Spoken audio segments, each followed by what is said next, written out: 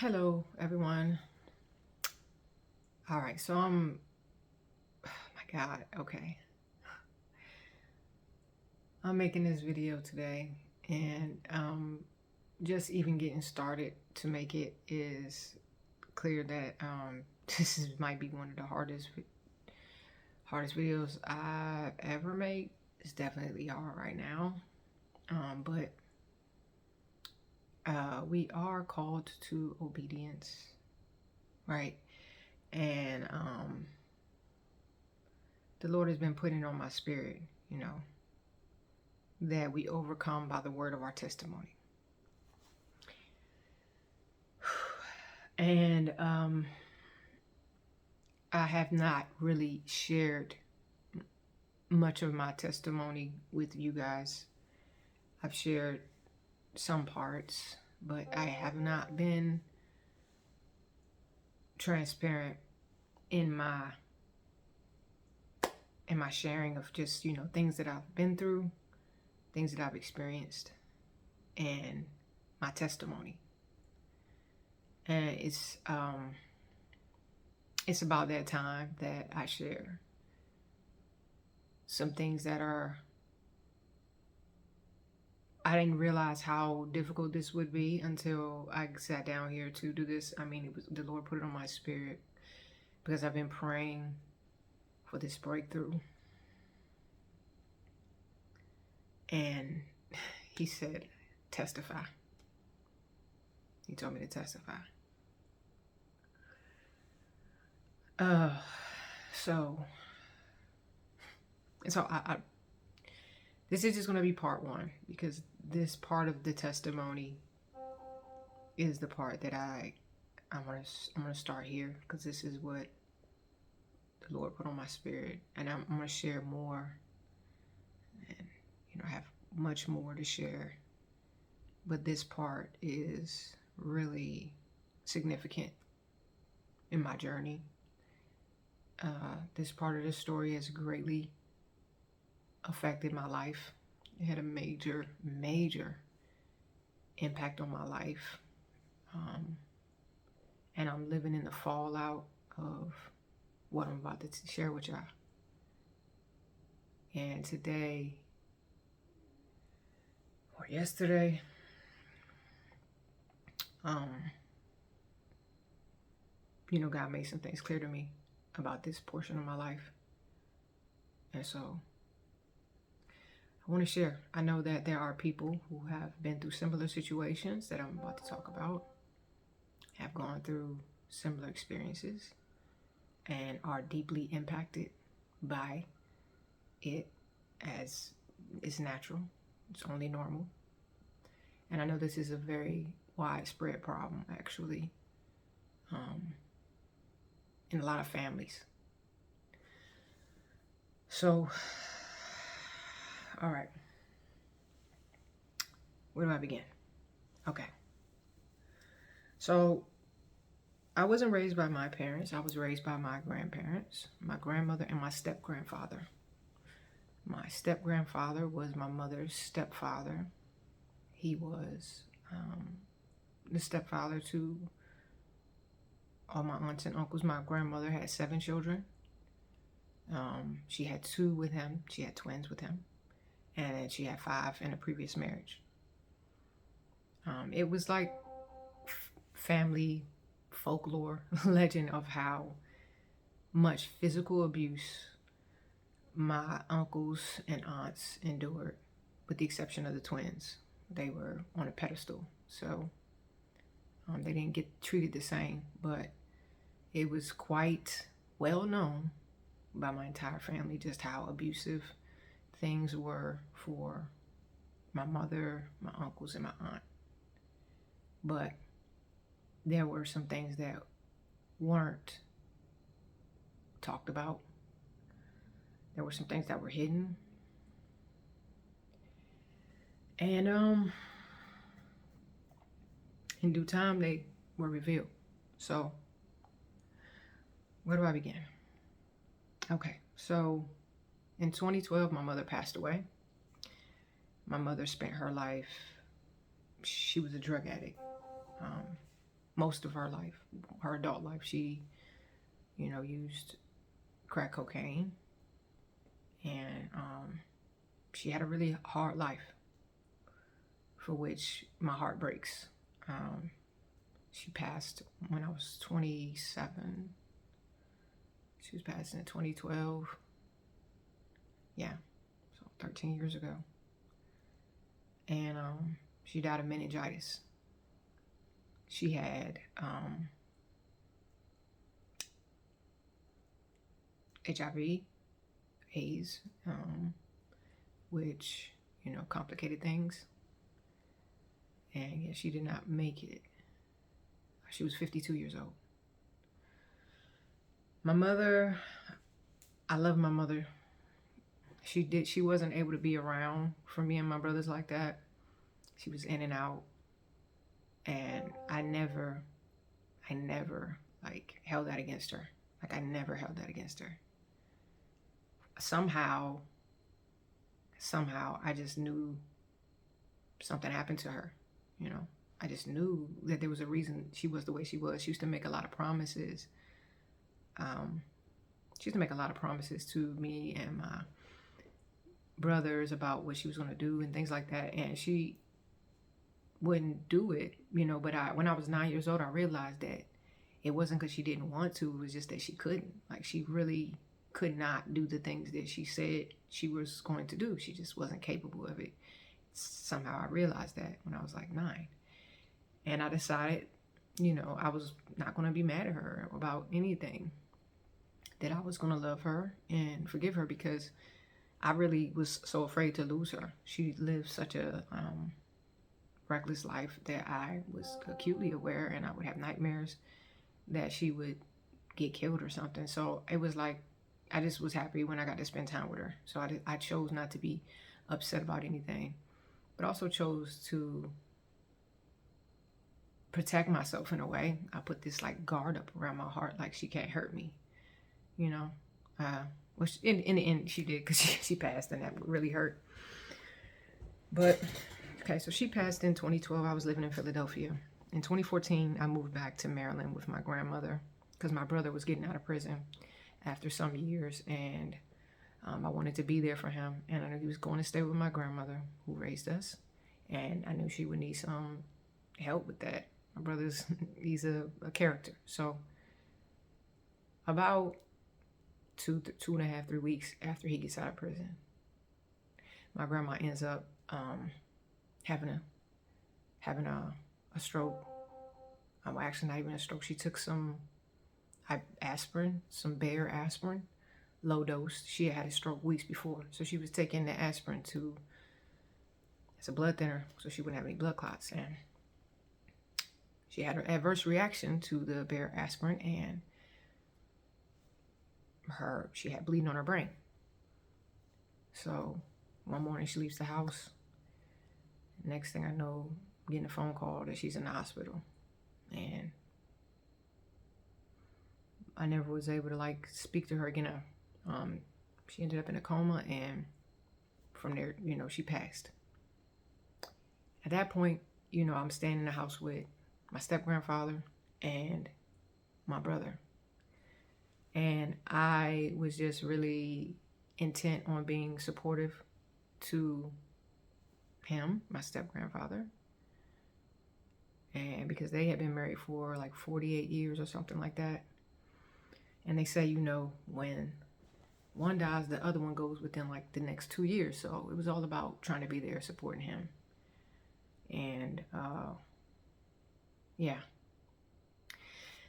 Before I go further, let me just say, one of the reasons I'm sharing this testimony is because, the enemy tries to use these things against you when you don't speak on them. And I had a situation last year where somebody really tried to take this really painful, difficult, traumatic experience, and it was nothing but Satan, but tried to take this experience and use it to bury me, use it to destroy me.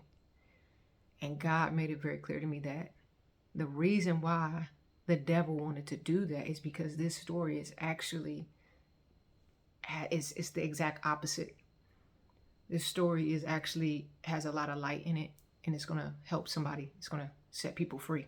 But the way the devil wanted to use it was to put me in bondage and to try to assassinate my character.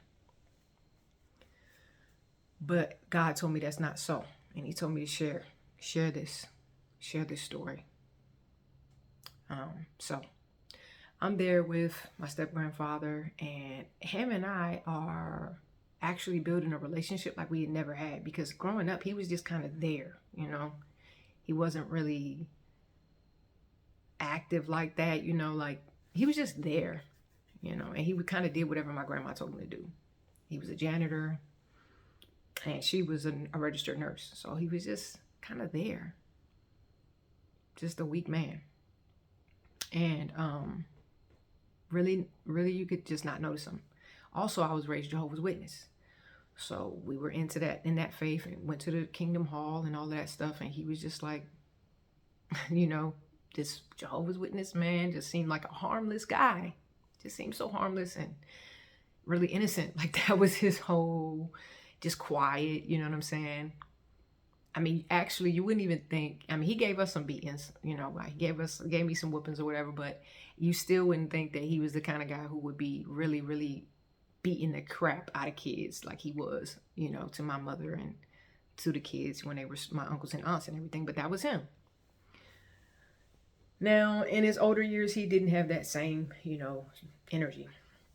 So I benefited from that, me and my brothers, although we still got our lickings, you know, and that's just, I think that just comes with childhood, especially when you're raised by the older generation. But it wasn't nothing traumatic, nonetheless.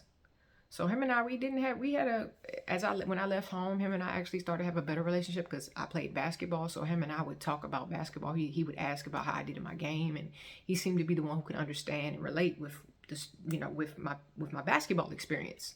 He really enjoyed me talking about sports and, you know, how many points I had and, you know, the team I'm on and stuff like that. My grandma, she listened, but she wasn't like, you know, she was like, oh, okay, you know, but it wasn't like her thing. So anyways, I'm there with him and we are building this bond like that we had never had before. And actually, after my grandmother passed, it was very interesting because I had never seen him so happy. Like he seemed like he was more free, more happy than he had ever been. And he would do things with me that he never did. And like we would go and I'm thinking that this is good. Like we're bonding and I'm like, I'm being supportive, you know, and I would cook for him. I kept the house clean, you know, I would just do things. And then he would, we'd go out to eat, you know, he loved this burger spot on the harbor. So we'd go to eat at the harbor. And he actually, he got tickets to a Cher concert and took me to a Cher concert. And he went out and bought me an outfit, and he bought me some jewelry and stuff like that, things he had never done before.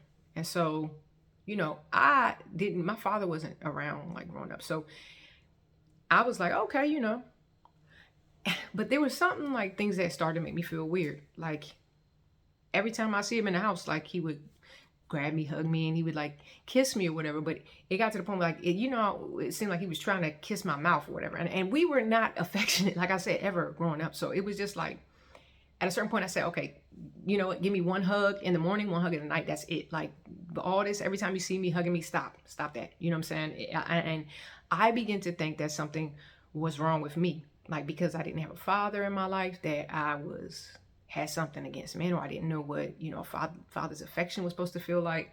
I began to think it was something wrong with me. And he would like something, like he would come lay over me when I was in the bed, like just hold me, you know, and I didn't, you know, really think much of it. Again, I'm thinking he's just grieving. I'm there for him. And then some strange things started to happen, and I started to feel very uncomfortable. So like I kept my dirty clothes in my closet, and I separate my dirty clothes, like whites, darks, like, and like brights. I bright, you know, like lights, whites, darks, and brights. Like I had a system for how I separate my clothes, and they've always been like that. And my clothes started to go missing, like my underwears and bras and stuff, and then like random pieces of clothes. And I actually got into an argument with my brother one day because I was very meticulous about how I keep my clothes, like in the closet.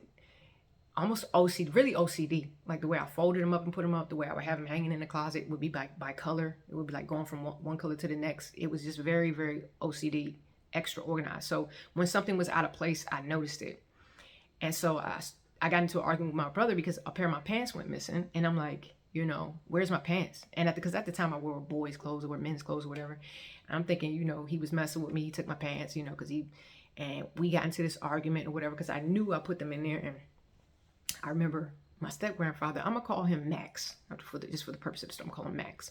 Max is like, what y'all cut that fussing out? Cut that fussing out over there. Y'all stop talking about that. And how to, I'm like, okay. So he crushed the little argument that we was having about the pants and whatnot. And a few days later, I'm in the basement because we got a washer dryer. I'm in the basement, and I find a bag of clothes in the boiler room where the washer and dryer is, with all my clothes in it. It's all my clothes, like whites, darks, all the clothes that I've been missing, underwears, bras, lights, darks, everything just mixed up together in a bag, in it clean, And so I approached him about it. I'm like, hey, how did these clothes get in there? He said, I washed them. He said he washed my clothes. And I said, how did you wash my clothes when I didn't? And I didn't even, I just was like, don't wash my clothes. I can wash my own clothes. Please don't touch my clothes. I wash my own clothes. And it just bothered me because I'm like, what? All these stuff that I was missing, all of a sudden it just pops up. And he washed my clothes, even those pants that I was arguing with my brother about. I'm like, first of all, I don't even separate my clothes. I don't wash whites and darks, and like I don't wash my clothes like this. And it didn't make sense. So I'm confused because, okay, I known this man my whole life. What is happening? I'm confused. I'm very, very confused. So one night, and at the time I'm very much worldly, I'm very much worldly. I'm smoking, and so one night I leave the house. I'm 29 years old at this point. I had been away from home since I was 16. I moved out of the house when I was 16. I left the state, went to go live with other families. So I've been gone for 13 years. And, so it's like 1 o'clock in the morning or something. And my friend hit me up like, hey, come smoke. So I'm like, okay, I'm gonna go smoke with my friend. I go over to meet with her. We link up and literally we just sit in my car, listen to music and smoke for like 2 hours. And I come back to the house. And there Max is, he was asleep when I left. And when I get home, now mind you, this man is like 72 years old, but he's very healthy. He's in good physical health. Like he's, does all the yard work and, he has an eczema or whatever, not eczema, but asthma. And, but you wouldn't know that. Pretty healthy old guy. So anyways, he was asleep when I left. I get back in the house. He's sitting up in his chair in the room, which is right across from my room. And he has like these bloodshot eyes. And he's like looking at me with this just like look of jealousy in his eyes. And I'm just like, I'm really caught off. But he's like, where you been at? Where you been at? This what you been? This what you do? You leave in the morning. You leave in the middle of the night. Come back in the middle of the morning. What was you doing? Who was you with? Asking me all these questions, and I'm really taken aback because I'm like, wait, whoa. First of all, I'm like, I'm grown. I didn't come in here loud. I ain't make no noise. Like I left. You were asleep. Why are you up waiting for me? And then what was the most disturbing thing about it was the energy I felt from him. It was totally giving everything was jealous boyfriend. That I felt his face, his energy was giving me jealous boyfriend, and I was purely disgusted. I was disgusted. I didn't even know how to process this. I was just like that. I was angry. I was very angry. So I'm like, what? I'm like, are you serious? I'm like, you're waiting for me? I'm like, I'm almost 30 years old. I haven't been under, I'm grown. Like, what are you talking about? What am I doing? Who was I with? I'm like, I could have been out having an orgy. It ain't none of your business what I was doing. So anyways, we have a little argument and I go and lay down. But I'm very, very, very, very disturbed because I'm grown at this point. I've been in relationships. I know what jealous boyfriend, jealous lover energy feels like. I know what that energy feels like. And so I was extremely disturbed because I didn't get any grandfatherly, fatherly, nothing. And I had already been having these like feelings. I'd been praying to God, like, God, why do I feel like this? I started to think maybe I was assaulted as a child, and maybe it was some memory I suppressed or something. And maybe maybe this is why I like women. Maybe all these things were in my mind, you know? And so the next day, coincidentally, my aunt, my grandmother's sister, she comes to pick me up, wants me to go run an errand with her or something. So I get in the car with her, and you know, she's in her 60s, 50s or 60s. And I'm like, hey, Annette, let me ask you a question. If I was staying at your house and I left at like 1 in the morning and came back at like 3 something in the morning, would you be mad? Like, would you be upset with me? And she was like, I don't know. She was like, why would I care? She said, you grown. As long as you ain't come to my house making noise, waking me up, I don't care what you got, what you doing, what you got going on, you know? And I say, okay, yeah. So I told her what happened the night before with Max. And I had been telling her about our relationship, you know, throughout this time. It's been like 3-4 months since my grandma had passed. And I've been telling her, yeah, I'm spending time with him. Yeah, we doing this and we doing that. And I'm like, yeah, he's like affectionate with me. He's like all this stuff. And she was listening to me. She'd be like, oh, okay, yeah. But this time, you know, she just stopped and she said, because I told her what happened. And she said, okay, it got real serious. And she's like, actually, I got to tell you something because I don't want nothing to happen to you. I don't want to see nothing happen to you. So I got to tell you something. So I'm like, okay, what's up? My aunt then proceeds to tell me that Max, well, let me back up. She proceeds to tell me that when my mother passed, my aunt, now we all knew this, my aunt, when my mother passed 2 years prior, she really changed. Like something changed in my aunt. This was my mother, the closest sister to my mom. And everybody noticed it. Like she ain't laughed the same. She was angry. She kind of started lashing out on people and cutting people off. It's just she wasn't herself that we knew, not the person we knew. In fact, I was on block at the time. That's a whole nother story. But she said, you know, one day she had came to her house to do her hair. And she was doing her hair. Her niece, this is my grandmother's sister. I say Aunt Karen. Call her Aunt Karen. And then her niece came over. My mother's sister came over to do her hair. And she said she was doing her hair. And she said, you know, when your mom dies, my grandmother, you're going to have to take care of Max. And she said when she said that, my aunt broke down. My aunt broke down. And she started lashing out, and she was like, I ain't gonna take care of him because what he did to me and what he did to me and my sister, I ain't about to take care of him. And she begins to tell, she snaps and she begins to tell my aunt, her aunt, that he used to molest them when they were children, when they were young. So my aunt is telling me this. And I'm like, and suddenly, everything about my life starts to make sense. Everything starts to make sense. I mean, all these little pieces that I was just struggling in my mind to like try to understand, why does this person like this, and why is their relationship like this, and why my mom doing this? All these things started to fall into place. In fact, I had this conversation with my father years before. I mean, maybe 6 to 8 years before this. And I remember talking to him one day, and I didn't put much stock into things my dad said because I figured he's a liar. I felt like he lied to me a lot. But there was one thing he said that was like, it was like a pin in my mind. It was like, I just pinned it. I didn't know what he meant, but it just was like, why did he say that? But one day he was talking about why his relationship didn't work out with my mom. And he's like, I loved your mom so much, and I still love her, and I'm always going to love her, and da-da-da. And he's like, and he was talking about Max and how, everybody knew that Max, where he used to beat on them and stuff. And then he said, but he's going to have to answer to God for what he did to your mom and your aunt. And that just was like a pin because, okay, he used to beat all the kids, you know, boys and the girls. So for him to specify my mother and my aunt, it was like, what is he talking about? I didn't ask any questions. I didn't say anything else. I just let that, you know, be what it was. But I held on to that because, like I said, Max was just there. He was like there. I didn't know him. He was like somebody who was there that I never really knew, you know. He was like a shadow.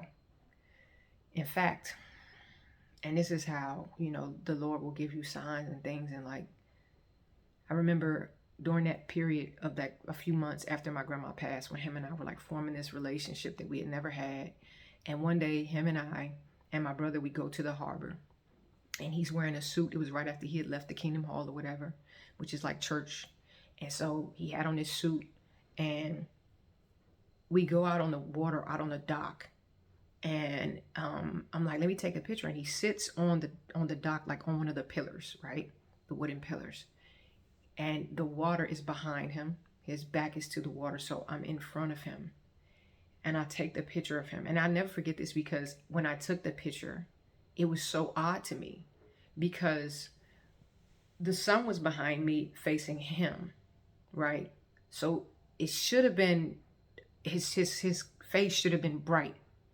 But literally, this picture was so weird because he was just a shadow. Like, he was like, you couldn't make out his face much in this picture. It was like he was a man wearing a suit. He would look very prim and proper. He had his hands folded on his knees. And behind him, there was a shadow on the water. And it was like there was a slithery line, like a snake. That was the shadow behind him. And you couldn't see his face, which was so weird to me because the sun was facing him. So it was just strange. It was like, the picture was weird.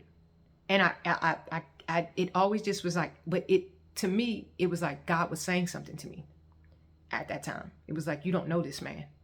He's right here in front of you, but you can't see him. That's what I was getting. He's right in your face, but you can't see him. And again, it was like confusion. But this picture made all the sense to me. Again, when my aunt said that. And actually, the picture even made more sense as time went on, but I'll get there. So my aunt tells me this, you know, this thing, okay? And I know she's telling the truth, because that's why I'm feeling so, and she's like, I just don't want nothing to happen to you, because you've been sharing things with me about how he's been doing this with you, and how, you know, he's like hugging on you and stuff like that. And she said, I know you think it's all right, but I just don't, you know, I want you to know, you know, who he is. Now this man, this has been a secret in the family for all these years. My mother was treated like a pariah. My mother was ostracized. My mother was treated like a disease. I'll never forget the last Christmas that I spent with my mom. I came back to, I was living in Pennsylvania. I came back to Maryland to go to my family member's house. And everybody was there. Everybody was there. Everybody in the family was there. Like, I have a big family. It was a bunch of people I never even met before were there that were in the family. And I'm like, where's my mom? My mom don't live far. I'm like, where's my mom? And nobody invited her. So I called her up. And I'm like, Mom, what you doing? Do you know we over here? Me and my cousin about to come get you. Where you at? And she's like, oh, I'm about to get on the bus. I'm going to meet y'all down there at Eastover. So my mom gets on the bus. We go down there. We pick her up. Bring her back to the house. And my aunt is like, what is Pat doing here? Why is she here? And it was just like, what? My mom don't bother nobody. She gonna sit over there and drink her beer and mind her business and talk to herself. Like, why can't she be here? Why isn't she welcome? And, you know, this is hard because, you know, so many people, so many women will bear the weight of an entire family's secrets for their whole life. My mom took it to her grave. It killed my mom. My mom never got to really live, while everybody else in my family sat and made her like she was such a big problem because she was on drugs. knowing full well what happened to her. Nobody tried to help her. Nobody tried to help her heal. Everybody wanted her silence. Everybody wanted her silence. So they can keep the image of the family up, I guess. I don't know. I don't know. So when my aunt tells me this, I break down. I don't think I broke down when I was with her. I don't think I did. No. I held myself together. And then when we got done what we were doing, I had to go meet my uncle. I told him I was going to meet him and help him take apart a sauna and put it back together and transport it somewhere. So I get in my car and I'm on the way to go meet him, and I'm just breaking down. I'm just bawling. I'm just crying. I'm just in so much agony because I'm living in the house with this man, and I know what he's done. And I know he's done it because my aunt just told me this. I have all these pieces in my head, like this is why he treats my aunt, his stepdaughter, like this. Because I was wondering, why does my aunt hate him so much? After my grandma died, she was just so mean to him, and I didn't understand it. But he was always like, did your aunt come by? Did she come by? Did she call her to get the mail? And I was just wondering, like, what? I'm like, she hates you. That's what I was thinking. But everything made sense. I'm like, no wonder. He knows why she hates him. And he's okay with that because he deserves it. She's kept his secret all this time. Roger that, okay. So, man. So I'm in my car. I'm furious. I'm furious because I feel like my life has been stolen from me. My mom's life was stolen from her. My mother was stolen from me. She never got to be a mother because this man stole her innocence, took something from her that way. And my aunt was so furious. My favorite aunt, was so furious with everything and everyone. It even drove a wedge between us, which is why I made that video about hate and how it operates. You just directed to all the wrong people, and that's what was happening. But she had all this unhealed anger and pain, things that she had stuffed down that came back to the surface when my mother passed. So I'm going to meet my uncle. I'm furious and I don't know what to do. I call my friend at the time and I tell her, like, I'm just bawling. I tell her what happened, and I'm like, I'm going to kill him. Is what I first was thinking. I'm going to kill him. And then very quickly realized I can't, because I just graduated college, 2 years ago, whatever, 2-3 years ago. However many years ago, I just graduated college. I got my degree. I have a life to live. If I kill him, my life is going to be over, and that's not going to be any justice, But I'm like, he's not going to get away with this. Like, he's not going to get away with this. So I'm thinking, I got to do something. So I had this intense spirit of revenge and rage. Revenge and rage. And this is why I'm making this video, y'all. Okay. So I was intensely angry. I've never felt rage like that in my life. I've never felt rage until that point. And it settled into a calm. It settled into a calm, like very calculated, methodical calm. Like, okay, he's gonna pay, and I'm gonna make him pay. He did this to my mom. My mom is dead. My aunt is suffering.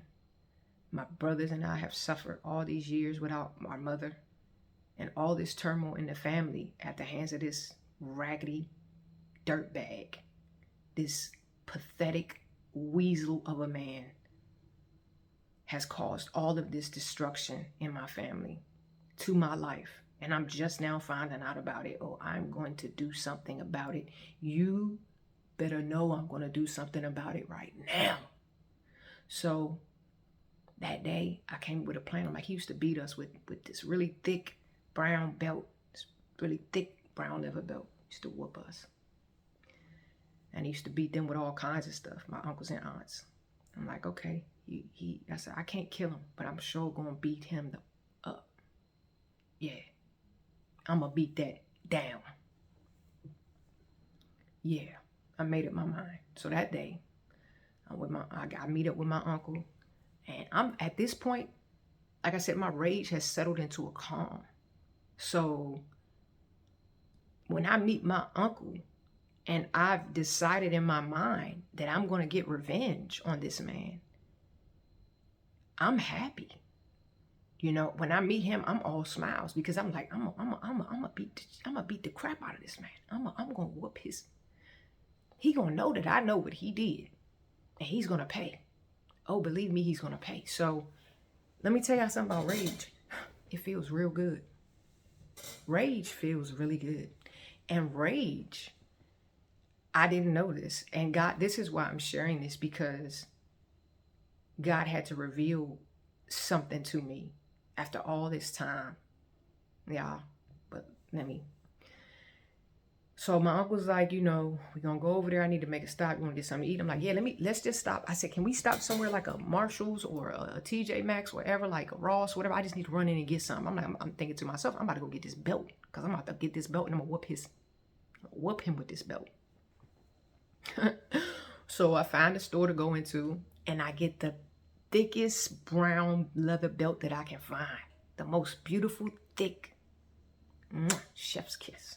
And I get this belt, and I'm in the store. I'm happy, y'all. I'm happy. I'm like, I got the belt in my hand. I'm like, you know, like making that thing pop and all that. And I go up to the counter and I put it on the counter. I'm like, isn't this a beautiful belt? I'm like, this is a lovely belt, ain't it? I ain't never seen a belt this nice. I said, good Lord, this is a nice belt. I'm so happy to get this belt. I'm paying for the belt. I'm just so happy thinking about how I'm going to use it on this man, right? And how I'm just planning in my mind, like I'm just going to whoop the mess out of him with this belt, because it ain't going to kill him. You know what I'm saying? But, you know, it's justice. You know what I'm saying? What I'm thinking. This is justice. So I get the belt. I'm happy. I go with my uncle. We proceed to do the whole thing that day. I don't get back to the house till like, till like midnight. It's after 12. So he sleep. My uncle ends up spending the night there because it was so late and he didn't want to have to drive all the way back to Baltimore. So I'm excited, like, because I know in the morning when I wake up, I'm like, okay, my brother, he was in the house. I'm like, he's not going to be here because he leaves to go to work in the morning or whatever. And I'm like, in my mind, I done planned this. I'm like, it's just going to be me and him. So I'm like, you know, my uncle, he going to get up and leave early. It's going to be me and him. So I go to bed that night, y'all. I feel like a child on the first day of school. I'm so excited for the morning to come because I'm like a child, you know, ready to go to school tomorrow. Like for the first day of school, I'm like, yeah, I got this belt, boy. About to get it, boy. Oh. So the next morning I wake up, and I wake up with a pep in my step. I'm jolly. This is, y'all need to understand this. I was filled with rage, full of jolly. Rage, the spirit of rage don't look how you think. This is what God had to show me. The spirit of rage does not always look how you think. Some people are so diabolical. They plotting on their revenge. They sitting there plotting on how they going to take you out, plotting on scheming on how they going to hurt you, how they going to do this and that to you. And you would never know it because they seem jolly. They got a smile on their face. But that ain't joy. That ain't happiness. That ain't no fruits of the spirit. Okay? That's not what it is. And I thought that I was the hand of God. I thought God put me here in this moment for this because this has gone on as a secret in my family all this time. And I have to be the one to find out about it because I'm supposed to do something about it. It's got to be me. I'm the one who's going to bring justice to my mother. That's what I'm thinking. So anyways, I wake up and I'm happy. I jump up out the bed. The sun is shining bright. I said, well, let me do a sweep. Let me sweep the house, make sure my brother's not here. Look around the whole house, go in the basement, boop, boop, peeping around the corners, looking around, Coast is clear. I'm like, it's just me and him. Yeah. So his room was right across the hall from mine. When you open his door, he had like this chair right next to the bed. He had this like little recliner chair, and there's this other chair over on the side. So, man. So I got my belt, and he's sitting in his chair, and he's painting something because he liked to paint or whatever. And he's sitting in that chair painting, and I come in the room behind him, and I close the door, and I lock it. And he says, "Hey, baby." And I sat down in that chair off to the side behind him, and I said, "Don't you ever in your life call me baby again." Because he only started calling me baby after my grandma died. That was another thing. You know, he'd be like, "Hey, baby." And he used to call her baby, but he started calling me baby. And that was one of the things that made me feel uncomfortable. But at this moment, I'm like, I'm full of rage, okay? I said, "Don't you ever in your life," but it's a calm rage. It's calm. So I'm like, "Don't you ever in your life call me baby again." And he said, "Oh, you still mad about the other night?" Now he think I'm still mad about the other night when he was up waiting on me to come in the house. Talking about something, "Where you been at? That's what you do." All that. He think that's what this is about. He like, "You still mad about that?" I said, I said, "You thought I wasn't going to find out what you did?" He like, "What are you talking about?" I said, you thought I wasn't going to find out what you did? You thought I wasn't going to find out? You thought I wasn't going to find out? I'm just sitting there. And I'm, again, calm, a calm rage, just this intense. I am staring at him like, you thought I wasn't going to find out what you did? You think I don't know what you did to my mother and my aunt? And when I said, "You think I don't know what you did to my mother and my aunt?" He just perked up a little bit, because at first he was like, "What you talking about, girl?" When I said that, perked up a little bit, looked back. "What you talking about? I ain't did nothing." He gets to, "I ain't did nothing. I ain't did nothing." I said, "I know what you did to my mother and my aunt. I know what you did." He's denying it. He's denying. He said, "I ain't did nothing. I ain't did nothing. I ain't did nothing." And I said, "I know you used to touch them. I know you used to touch on them. I know what you used to do to them." And after denying it, as he's denying it, at some point I start swinging this belt on him. Okay. I'm like, "You thought I wasn't going to find out? You thought I wasn't going to find out? You thought I wasn't going to know?" I'm swinging this belt on him, hitting him with this belt. And finally, he gets indignant. And he says, "Can you prove it?" After saying repeatedly, "I ain't did nothing. I ain't did nothing. I ain't did nothing." Pow! "Can you prove it?" Oh, that's when I went crazy. Then I went crazy. Now I'm like, oh no. So I turn the belt. I turn the belt around and I start hitting him with the buckle. Now I'm like, oh, mother, back. I'm going after him. And I got us locked in this room. Like, you ain't going nowhere. You ain't going nowhere. He trying to go for the phone. Back. He had a cell phone his daughter had gave him. Right? I had the belt. Bam! Bust the phone. Broke the phone. Touch it. I said, "You want to call the police? Go ahead, call the police." Bam! I'm going off. I'm in a rage. And I felt great. I ain't gonna lie. I felt great. Back. Hitting him with the belt. Just hitting him. Then he starts to try to approach me, right? Like he tried to grab the belt. He tried to grab the belt. I yanked it from him, right? He comes toward me. I'm like, boom, elbow him. I'm like, "You want to fight?" I said, "Okay, you can get this whooping, or you can get your ass beat. You fight me back and you're going to get your ass beat, or you're going to get whooped, but you're going to get it today." I was not playing. I've never been like that in my life before that moment, nor after. Never. That was a once in my lifetime. But I was going off. And I wanted him to try to fight back because I wanted to put my physical hands on him, because I can fight. I know how to fight. Boxing, kickboxing. I know how to do some stuff. So that's why when he got close enough, bam, right in his face, like, "Yeah, I like that. Let's go. You want to fight? Let's go. You going to get whooped or you going to get beat? You choose. Fight me back and get beat. Let's do it. Let's go." I'm in a rage. He like, and he say,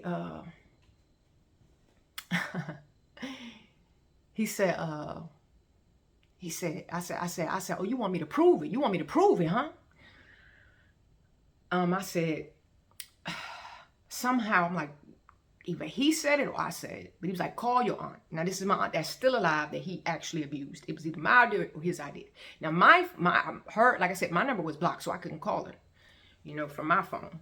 But the house number wasn't blocked. So I'm like, I said, call her right now. Call her right now. Get her on the phone right now. And I get in the house phone. I said, call her right now. Because he knew her number by heart. And I said, go ahead and try to call the police. Try to call the police. Go ahead. I said, I don't care. So he calls her and she gives me the phone and she answers the phone. And I'm like, don't hang up. Because she was mad at me. And I'm going to get into that. That's a whole nother story. And ironically, his demonic daughter was behind that. So anyways, but I'm like, don't hang up the phone. I said, listen, I just got to ask you one question. Please do not hang up the phone. And I said, please, I said, it's been a lot of lies told for a long time. I just want the truth. So please, I just want to ask you one question. Please don't hang up. Just answer me one question. I said, who used to touch you when you was a kid?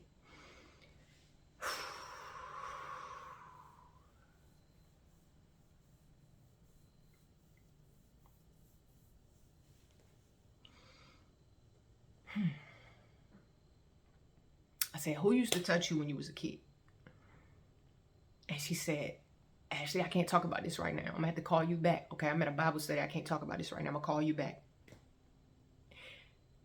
I said, okay, but call me back. Make sure you call me back. And when she said that, I knew, because she paused. Like, she had this pause. I didn't say, I didn't insinuate him. None of that. I said, who used to touch you when you was a kid? And based on her response, it was a confirmation, because he was trying to say he didn't do nothing.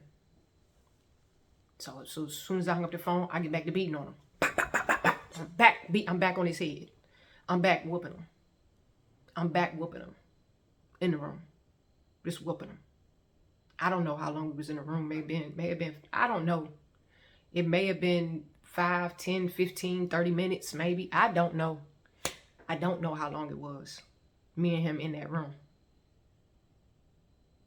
But once I finished beating him with the belt, like, I didn't beat him bloody or nothing like that. I didn't beat him like till he couldn't move. I didn't beat him. I didn't break none of his bones. I just beat him with that belt and that belt buckle.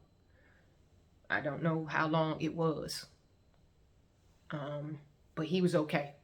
You know, he was okay to leave the room. So when I was done, I left the room. And I went, and when I left the room, he left the house.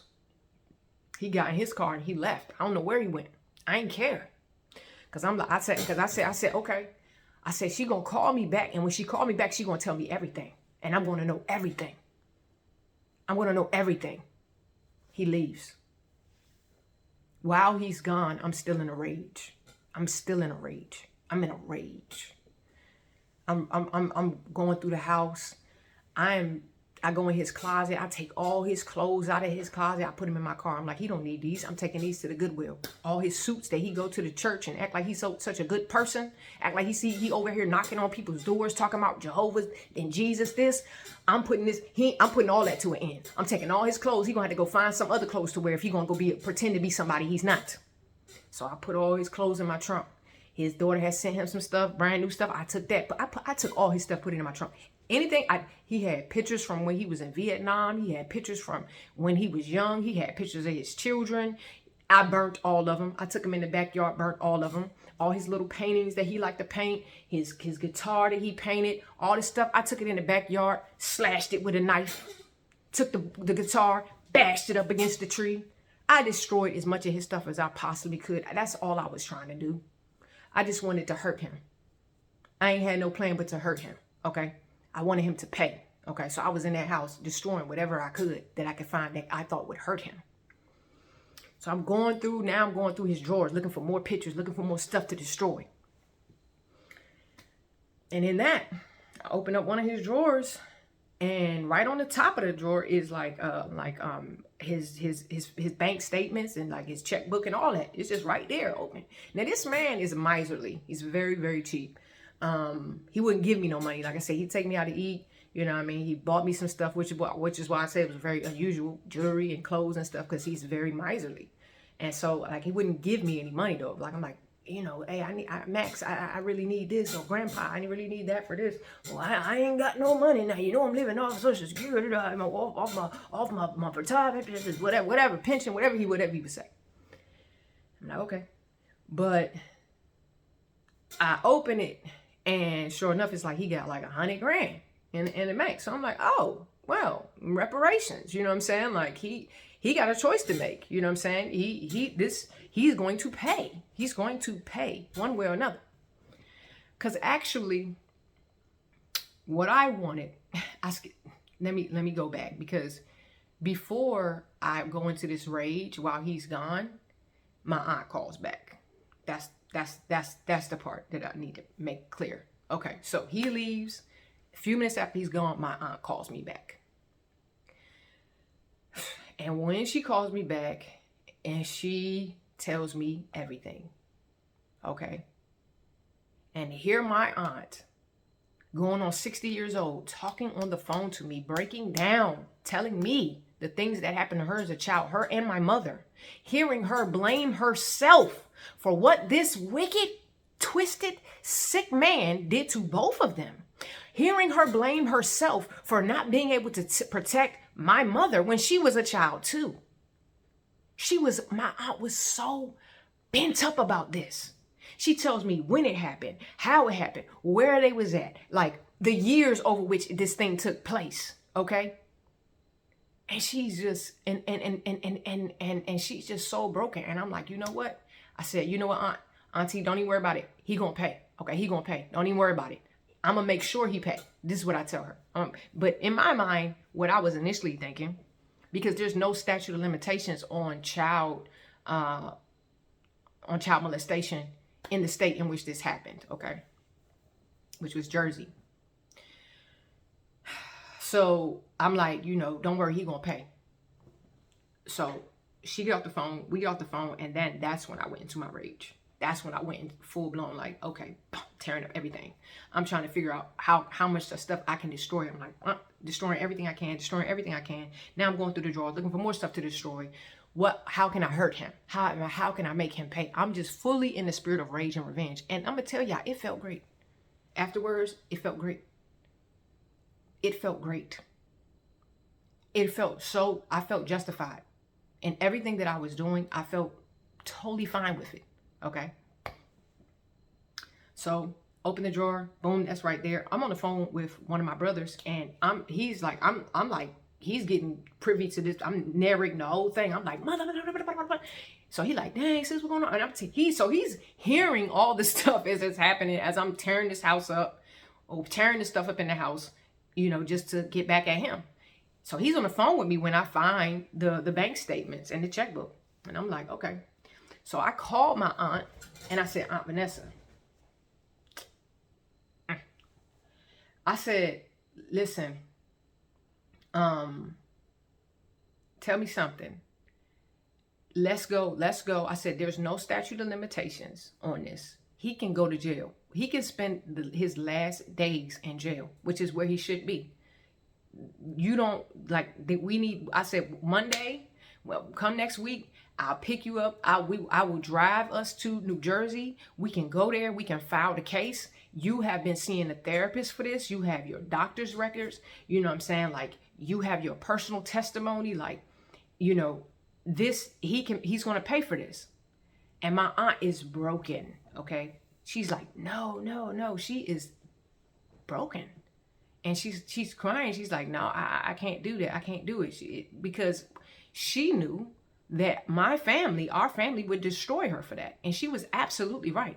And I'm going to tell y'all, she was absolutely right. And this is why I have to talk about this, because it's something really disgusting in a lot of people's families, that they will protect a predator, a child predator, and they will outcast anybody. They will punish anybody who dare speak the truth about it. It is disgusting.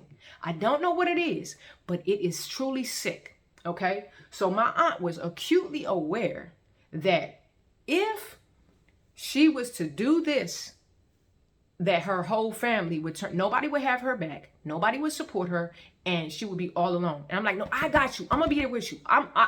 And she was like, she's like, I don't want to do this. I don't want nothing to do with it, Ashley. I don't want nothing to do with it. I don't want nothing to do with it. I said, okay, all right, I get it. Because I heard the pain in her voice, and I thought, you know what? Who would want to relive the most horrifying experiences of their life over and over? Hearing her tell me, she sounded like a child. She sounded like she was the age of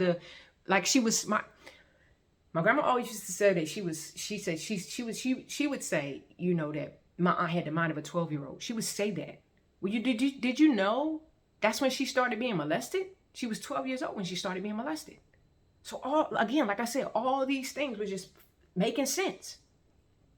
All of these things were finally making sense. So I'm like, kind of, you know, okay. I was like, you know what, Aunt, don't even worry about it. He's going to pay. I said, I understand if you don't want to do that, but I'm gonna make him pay anyway. So cause I had a plan in my mind when I called her. I'm like, cause I wanted him to go to jail. I said, if she don't want to do this, I'm still gonna make sure that he pays. You know what I'm saying? Because I knew that she probably was gonna say no to that, just because of the fact that who wants to do that after all those years? The victims really don't even advocate for themselves usually, because they know nobody's going to believe them. Nobody's going to listen to them. That's why when all these people be like, women lie and all this stuff, no, you have no idea how many men and women have been abused and never say anything. But it is far greater than the number of people who lie about it. I can tell you that. I can tell you that right now. There's no comparison to the amount of people who don't say anything versus the amount of people who lie about it. It's not even a comparison. So the psychological hold that this man had on her was crazy. So I was like, don't worry. I said, Auntie, though, when I call you, just come. I said, don't even worry about it. He gonna pay. When I call you, just be ready to come here and pick up a check. That's what I said. I said, just be ready to come and pick up the check when I call you. So while he's out and I'm on the phone, I'm like, you know what? He gonna have a choice to make. He's gonna have a choice to make. He's either going to pay or he's going to pay. He's either going to pay out of his pocket or he's going to pay out of his life, you know, not like kill him. So he didn't know what my aunt said. He didn't know what my aunt said. Okay. He didn't know that my aunt said that she wasn't going to tell or take it to court. Not that she wasn't going to tell, but she wasn't going to take it to court. He didn't know that. But when he came back, I told him, I sat him down at the kitchen table. I said, hey, you got a choice to make. I said, Auntie told me everything. She told me everything. And let me tell you something about these people, these types of people. The only thing in the world that they care about is their secret. I'm telling you, the only thing in the world that they care about is their secret. They will go to any lengths to keep their secret. They will go to any lengths to keep their secret. You understand what I'm saying? And this is why the Lord put it on my spirit. You have to make this video, because it's been in the dark too long. And a lot of people, they live in the darkness. This darkness is suffocating people. It's killing people. It's destroying people. And it has been eating me up all of these years. Okay? I went through hell. Okay? And I mean that in so many ways. So I told him that she told me everything. He ain't believe me. He said, call her on the phone. I want to hear her say it. I want to hear her say it. I call her. I call her on the phone. Put on speaker. I want to hear her say it. He's standing up in the kitchen saying this to me. I want to hear her say pride, arrogance. Whew, despicable. What a vile creature. What a vile creature he turned out to be. Vile and disgusting. And you would never even know it. Disgusting. I mean, absolutely wicked. Okay? Despicable. All right? I got my aunt on the phone, had her on speaker. I said, Auntie, he said he want to hear you say it. So she said the address. She named the address. She said it was in the attic at da da da da da in da da da New Jersey and da da da da da. And this was the first moment that I saw any type of emotion really on it, like from him, that was like other than just like indignation. But it wasn't because he felt bad or because he could not believe that she told on him. After all these years, he just couldn't believe that she told, that she opened her mouth and told. So he just like, he's like a reticent. I think that's the word I'm looking for. But he just like sits down and he's like resigned. He's like, and he sits down like, I can't believe she said it. He was just in such shock that she said it out loud, that she told on him. These demons live off your secrets. All these demons, all of these demons, every sort of demon lives off your secrets. They love the fact that you won't say anything about what they did to you. Not that we should go around exposing everybody all the time, but certain things have to be aired out. Certain things have to be aired out. And these demons, God said everything that's done in the dark will come to light. Everything that is done in the dark is going to come to light. Well, it was his time. It was time for the light to hit him. And he sat in that chair and he was just like resigned. And I said, okay, so here's what we're going to do. I said, because you're going to pay. I got off the phone with my Aunt Vanessa I got off the phone with my aunt quickly. And I'm like, okay, so here's what we're going to do. You got a choice to make. I said, because there's no statute of limitations on this. And I'm fully prepared. We're fully prepared. I'm fully prepared to drive to New Jersey next week and go open up a case on you so that, and to make sure you spend the rest of your life in prison. Okay. Not only that, but I know all the brothers and sisters around here. I know all the ones that I know every one of them and where they live at. And I'm fully prepared to go to all of their houses and tell them exactly who you are because they think they know you and they don't. I said, so that's, you can, that is your choice. You can do that. I can do, that's option A. Option B is, I got 2 checks right here. 2 checks. It's one for me and one for my aunt. Now you can sign these checks or we can cash out right now. I said, honestly, I don't care which one you do. I promise you I don't. Everything in me don't want you to sign that. Don't sign them checks. Don't sign them. Because I'm really ready to go right now. I'm ready to go right now and get justice. Because you need to be, I want you to die in prison. I told him straight, I want you to die in prison. I want you to die in prison with everybody knowing exactly who you are. That's what I want. But I'm gonna be merciful and I'm gonna give you a choice on what you want. And he's sitting there feeling sorry for himself. I'm already dead. I've been dead for a long time. Like I don't know that. Now I know. You walking dead, man. And that's another thing. A lot of these people are walking dead. And they know it. They know it. He knew he was the walking dead. I've been dead for a long time. Yeah, I know you dead. I know you. I know you are a dead man walking. That's not here nor there to me. I want you to go to jail. I want everybody to know who you are. But I'm going to give you some grace and some mercy and say you have a choice that either everybody can know who you are or I will keep your secret. I will keep your secret and nobody will know who you are if you decide to sign the checks. But you're going to pay. Oh, believe me, you're going to pay. How would you like to pay? Cash or credit? You going to pay cash or you going to lose all your credit? How would you like to pay? He said, give me the checks. They will do anything to keep their secret. This man was so miserly. Wouldn't spend a dime. Wouldn't give nobody nothing. So it was odd to me why he was wanting to do anything for me. Weird. Because if I asked him for money, he wouldn't give it to me. But he want to go shop for me? He want to take me to a concert? Always taking me out to eat? I'm thinking we bonding like granddaughter, grandfather. No, he's a sicko. And in his mind, I'm probably his new babe. Because he started calling me baby. I don't know. But, y'all, when I tell you these people about that Epstein file, Epstein list thing, ain't nobody ever going to find out who them people are. It'll be another 100 years. Everybody on that list going to have to be dead before that list come out.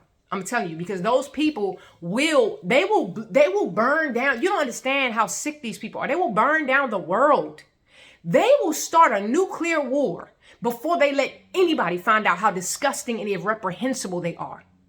Because there's nothing more terrifying to these people than being known and seen, because they live in darkness. There's nothing more terrifying to these people than being seen for who they are. That's why I took a picture of that man. Couldn't even see his face. Just a shadow in a suit. Looking all proper, looking all like a good person or whatever. But a snake. He was nothing but a snake.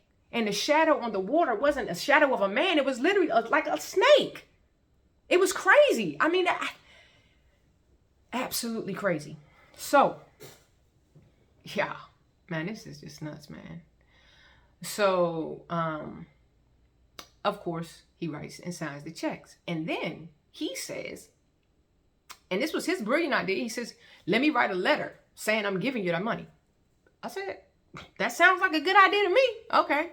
So he tells me to write the letter. He said, you write it, because his handwriting was really bad. He said, you write the letter, I'll sign it. I said, okay.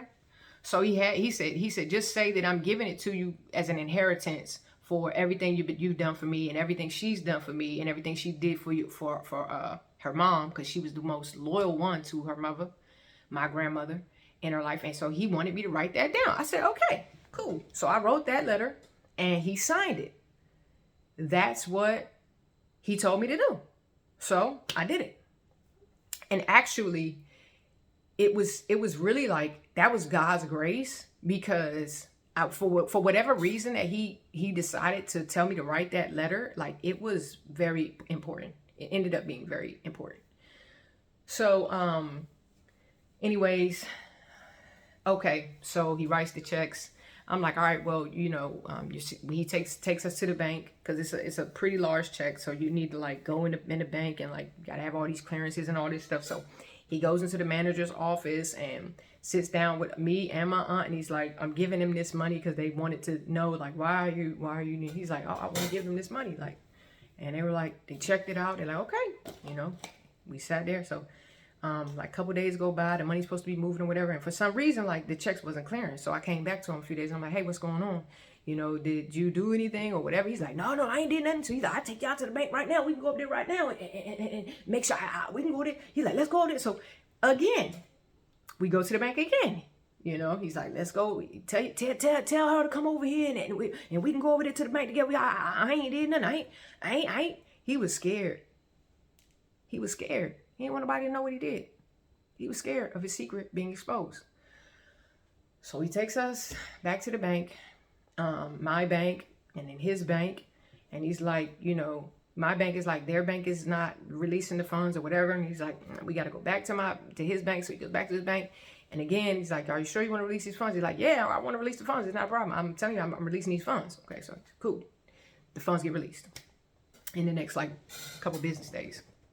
And so everything's jelly, and actually I was still staying at the house. Now, at this point, after what I did, because me beating him was one thing, but it was the way that I verbally assaulted him while I was physically assaulting him that I felt actually bad for, because I was not only beating him with the belt, I was tearing into him with my words. Now, I can be scathing, like, because I'm not going to, when I come at you, right, I am not going to sit here and throw meaningless insults, random insults at you.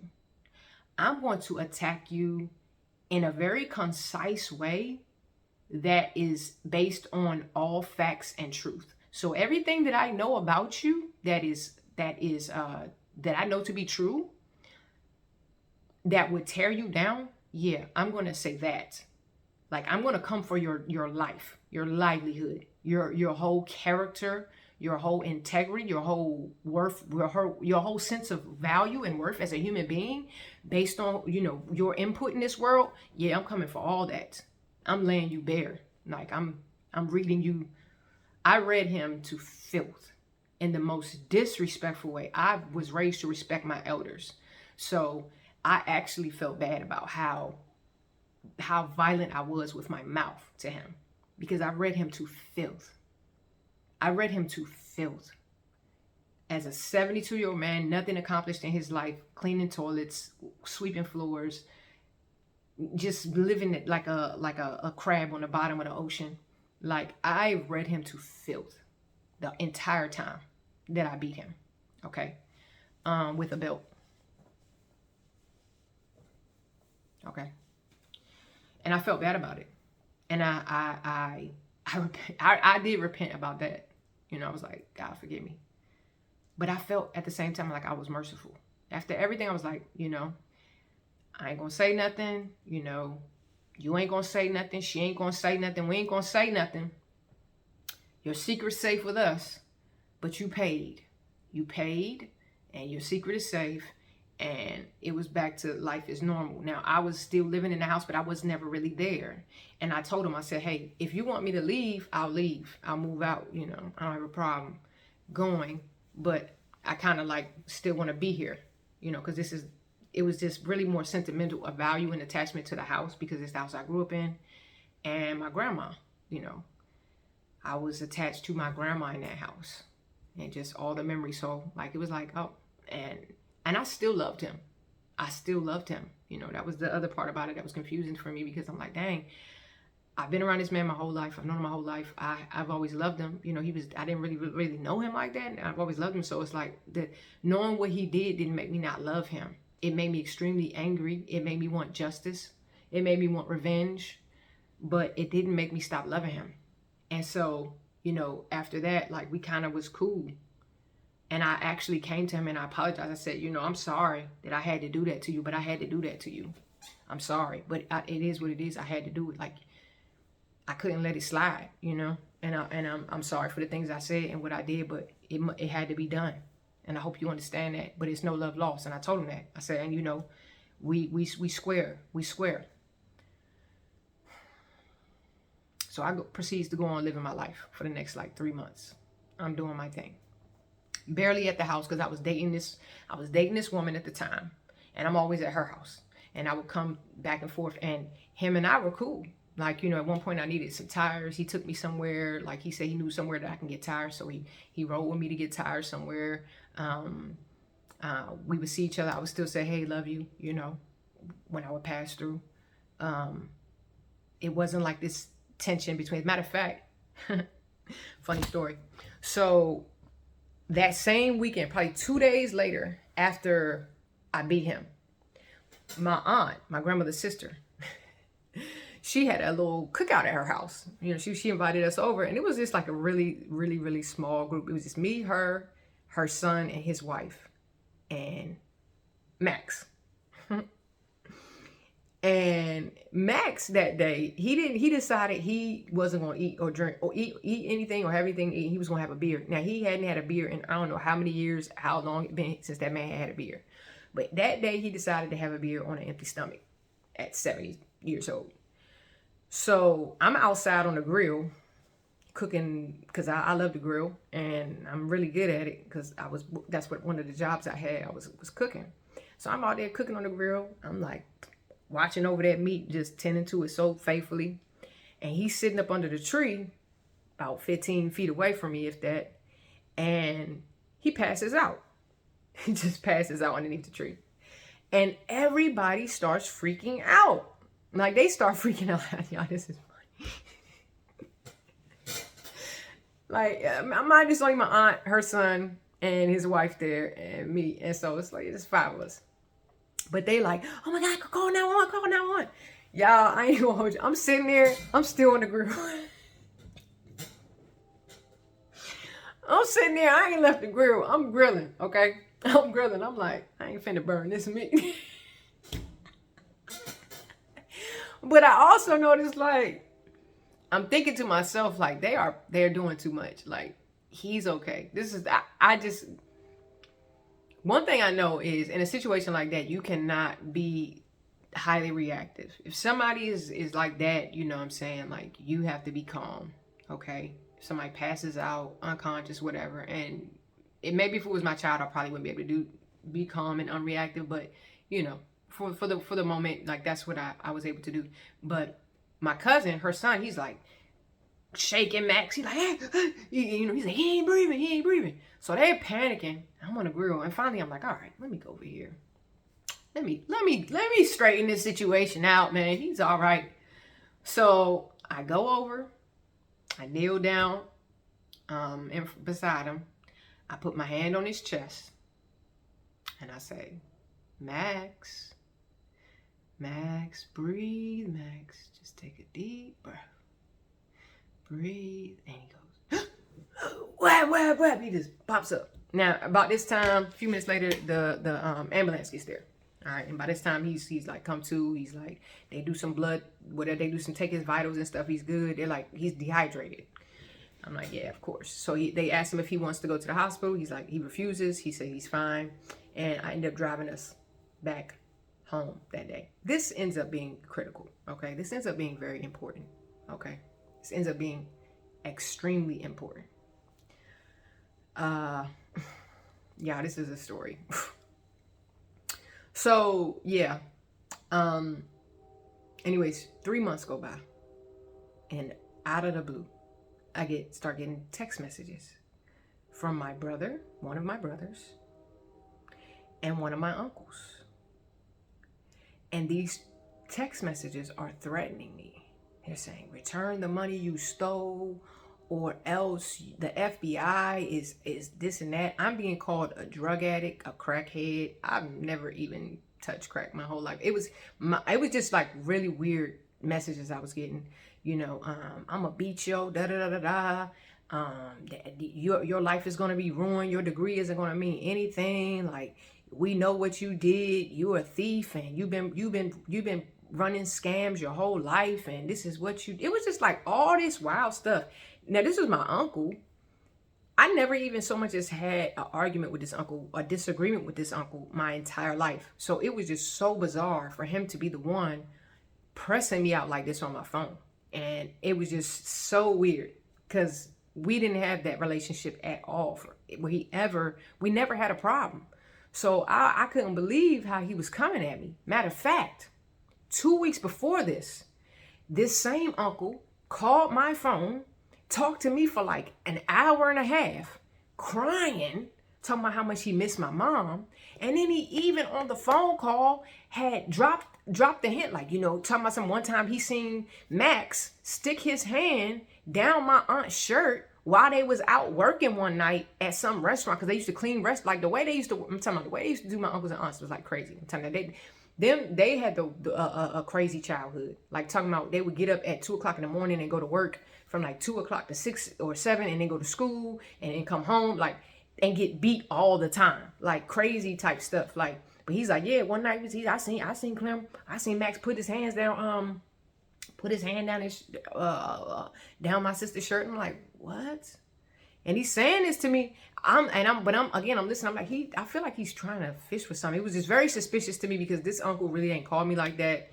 Although we had never had no problems, we were never like that close for him to call me and just be pouring out his heart like this. I was just thinking about you, and I just miss you, blah, blah, blah, blah, all this stuff. And I'm like, okay. 2 weeks later, he's on my line threatening me, saying all types of crazy stuff. So I'm like, oh, wow. And so then my brother, also my brother, he's like threatening me, talking about, you know, I need to give him this and give him that. And I stole some of his insurance, all these lies. Just now, it's just all lies. I stole some insurance policies. I don't even know what in the world is going on. I'm like, what? So because I'm getting these threats though, and I need to go back to the house, because like I said, I wasn't really there like that, but all my stuff was there. So I'm like, I need to go get my stuff from the house. That's one thing I do know. So I'm going to need to get a restraining order and have a police officer come with me, because they are threatening me. Like, these two grown men are threatening me, my life. And and all types of stuff.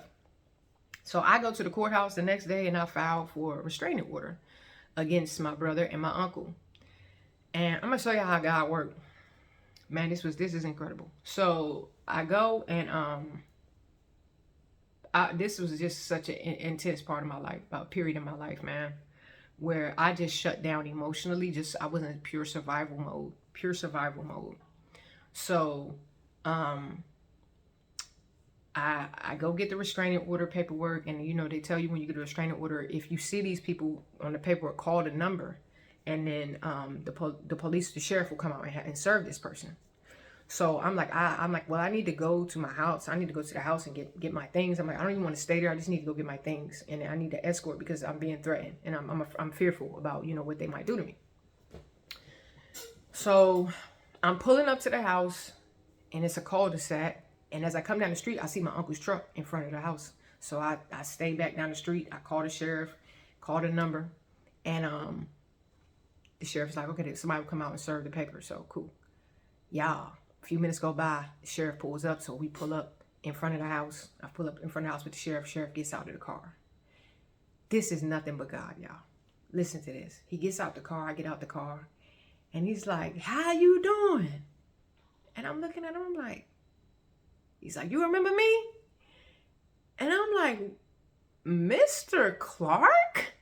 Y'all, I can't make this up. In middle school, this man, I dated his son. His son was my boyfriend. We rode the same school bus. In middle school, that was my like middle school sweetheart, his son. And he was a single dad. Well, his son lived with him. He was like the primary parent. And his dad like knew about, because I had a lot going on in my childhood. I had a lot of things was going on, and I would confide in Harry. I would talk to Harry, and I guess Harry would also tell his dad, you know, the things that I would confide in him. So his father had a knowledge of me and my life that he just knew my background. You know what I'm saying? This is the same house that I used to get picked up from with his son on the bus. You know what I'm saying? And like, so he just knew. And he's like, well, how you been? And I told him, yeah, I graduated from college. I was out in Hawaii and da-da-da-da. He's like, oh, wow, that's great. We have a little brief powwow before we get to the business. And he's like, so what's going on here? So I show him the paper. I'm like, you know, I just need to get my stuff. My uncle's in there, and I just need to get my things out. He's been sending me all these messages, threatening me, and I just want to get my things. He's like, okay, don't worry about it. I handle it. He goes to the door, knocks on the door. My uncle comes out. My uncle has his own paperwork, okay? Now, I didn't know this, but they had filed all these charges against me, which this is what he was texting me about, saying the FBI, and, you know, my life is over, and I'm going to jail, and blah, blah, blah. He's saying all these things. So, God is so good, y'all. So, yeah. So, he comes out the house, and he's like, the officer, don't listen to nothing she say. She's in very serious trouble. She's in very serious trouble. And so, he don't even know the officer knows me. And this is the sheriff. Okay? This is the sheriff. He's not just an officer. He is the sheriff. All right, I'll make sure to make that clear. So, he comes out. So he shows him the paperwork, and he's flipping through it. And this is like all these felonious charges on me that I haven't even seen yet. And my uncle's like, she can't see that right now. This is very serious matter. She's not, you can't show that to her, whatever. And so he takes a quick flip through. He said, you know what? He said, well, she's going to have her day in court. Well, right now though, what I'm here for is you have a restraining order. He's like, I'm going to need you to sign here. And he's like, do you live here? My uncle starts lying, like, yeah, I live here. He shows him his ID. The address is obviously not the same address. He's like, so where do you live? And he's like, well, I live over there. He's like, oh, well, go to your house, because this is not the address on your license, so you need to go there. She lives here, and she has 30 days to get her stuff and get out. And I know he's like, I know she lives here. I know she's been living here because he knows from childhood that I lived there. So he's like, you need to leave. So he dismisses my uncle, tells him to get on.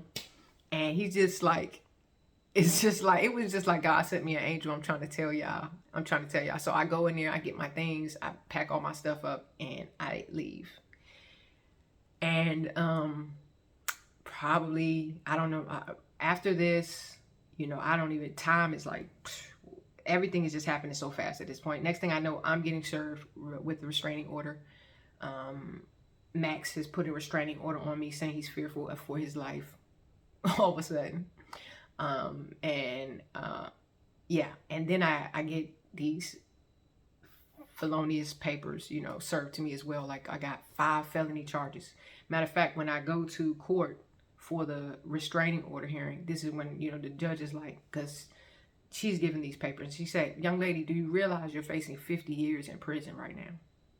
And I'm there for a restraining order, like, you know, because I can't remember if it was me trying to get the restraining order on him or me, whatever the case is, but she's the bailiff hands her the papers, and she's looking at it, and she's like, you have some very serious charges here. She said, are you aware that you are looking at 50 years in prison? And I said, no, Your Honor.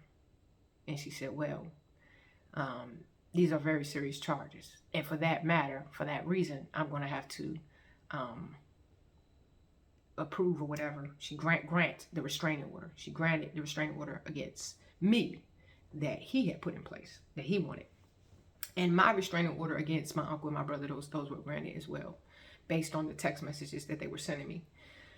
But this was my first, like, you know, and then after that, I'm like getting served, like these papers, like, okay, I'm looking at these 5 felony charges, 50 that carry 50 years.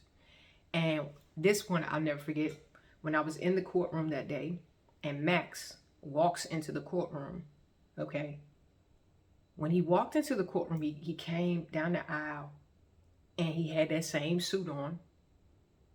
And when he saw me, he had this straight look on his face. But when he saw me, he smirked. He like did this little smirk on his face. And that picture that I told you about flashed in my mind. And it was like Spirit said, that's him. That's him. You've never seen him before. That's him right there. That smirk, that little arrogant, I got you, like this is all a game, you know, the man behind the mask. Boom. It was like, that's the first time you've ever seen him in your life, was when he walked down the aisle in that courtroom and he smirked at you like he's getting one over on you. That's the first time you've ever seen him in your life. Man, that was tough. That was tough. I walked out of that courtroom like, man, like, wow, my life is just upside down now. Like, what is happening? What is going on? Like, all these lies are being told. My family, I have a large family. My family just flipped on me, turned on me.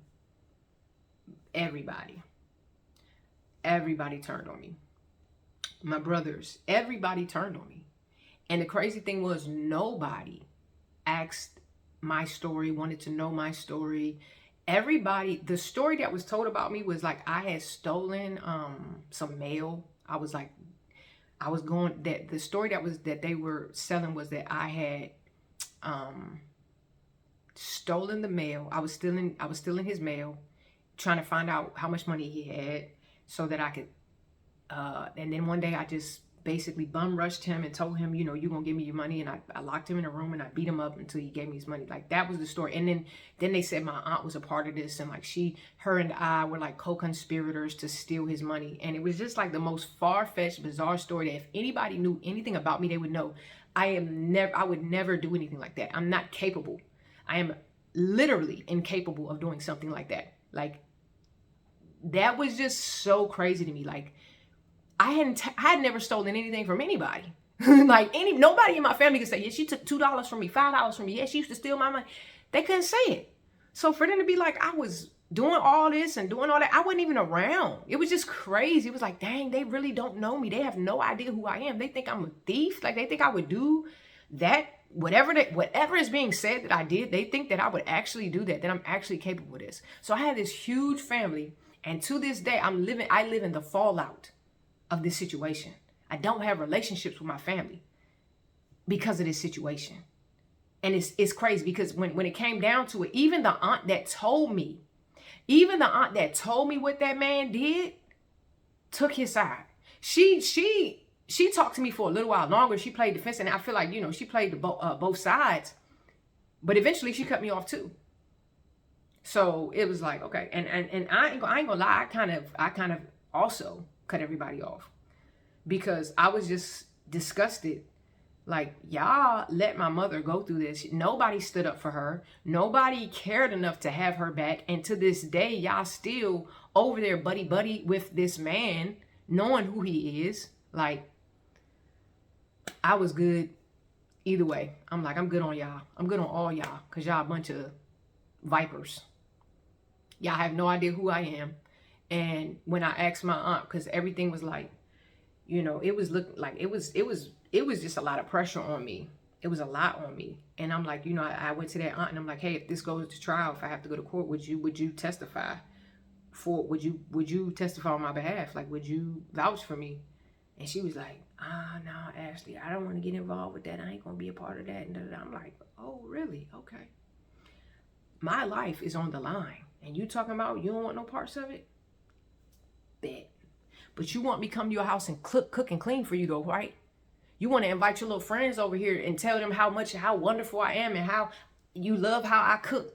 Oh, Ashley, make that special dish that you learned. Oh, she can do this and she know how to cook this and that. And if I go buy this from the store and we have brunch, would you cook this for me and my friend? Yeah, I got you, auntie. Would you do this? Yeah, I got you, auntie. Just using me. Just using me. Just using me. Same auntie when when she couldn't help me get a job, she made it some type of excuse telling me I didn't do something and I wasn't going to embarrass her. Like, you're not going to embarrass my name. Like, what? You're not going to help me get this job that your friend wants to help me with because what? And but anyways, yeah, people will show you who they are, man, I swear. So anyways, I'm like, okay. Living in the fallout. So I'm looking at 50 years. I got 5 felony charges. But let me tell y'all this. Let me tell y'all something. I go to get me a lawyer. I go to get me a lawyer. I spend the money on a lawyer. It was a waste of money. I should have never did that. The first thing I had to do was appeal the protective order, because I'm like, that protective order is bogus. I was literally with that man for 3 months after that, and there was no fear. Like, I have pictures of us. I have evidence that we spent time together, that we had an amicable relationship, that there was no reason for him to be afraid of me in those 3 months. Like, I came and went as I pleased. He came and went as he pleased. There was never a point when he could have told somebody. He could have told my brother. He could have told anybody if I was abusing him, if I was like threatening his life, if I was like this dangerous person to him. He literally had every opportunity in the world to tell anybody, and he did not. You know, he did not for 3 months after he gave us this money. So I had to go and appeal this protective order because it was bogus, right? And it was that a protective order is granted based on a preponderance of the evidence. And the only preponderance of the evidence was these bogus charges that he had filed against me that gave some type of credence to this need for a protective order. Because if I have all these felonies, you know, that he's claiming I did this to him, then okay, well, based on a preponderance of the evidence, it looks like you have grounds for a protective order. So I had to appeal the protective order, right? So I appealed the protective order. We have to go to court for this. In the appeal, by this point, you know, my brother, he's Nation of Islam. He was Nation of Islam. He had people harassing me, random numbers, calling my phone, texting my phone, threatening me.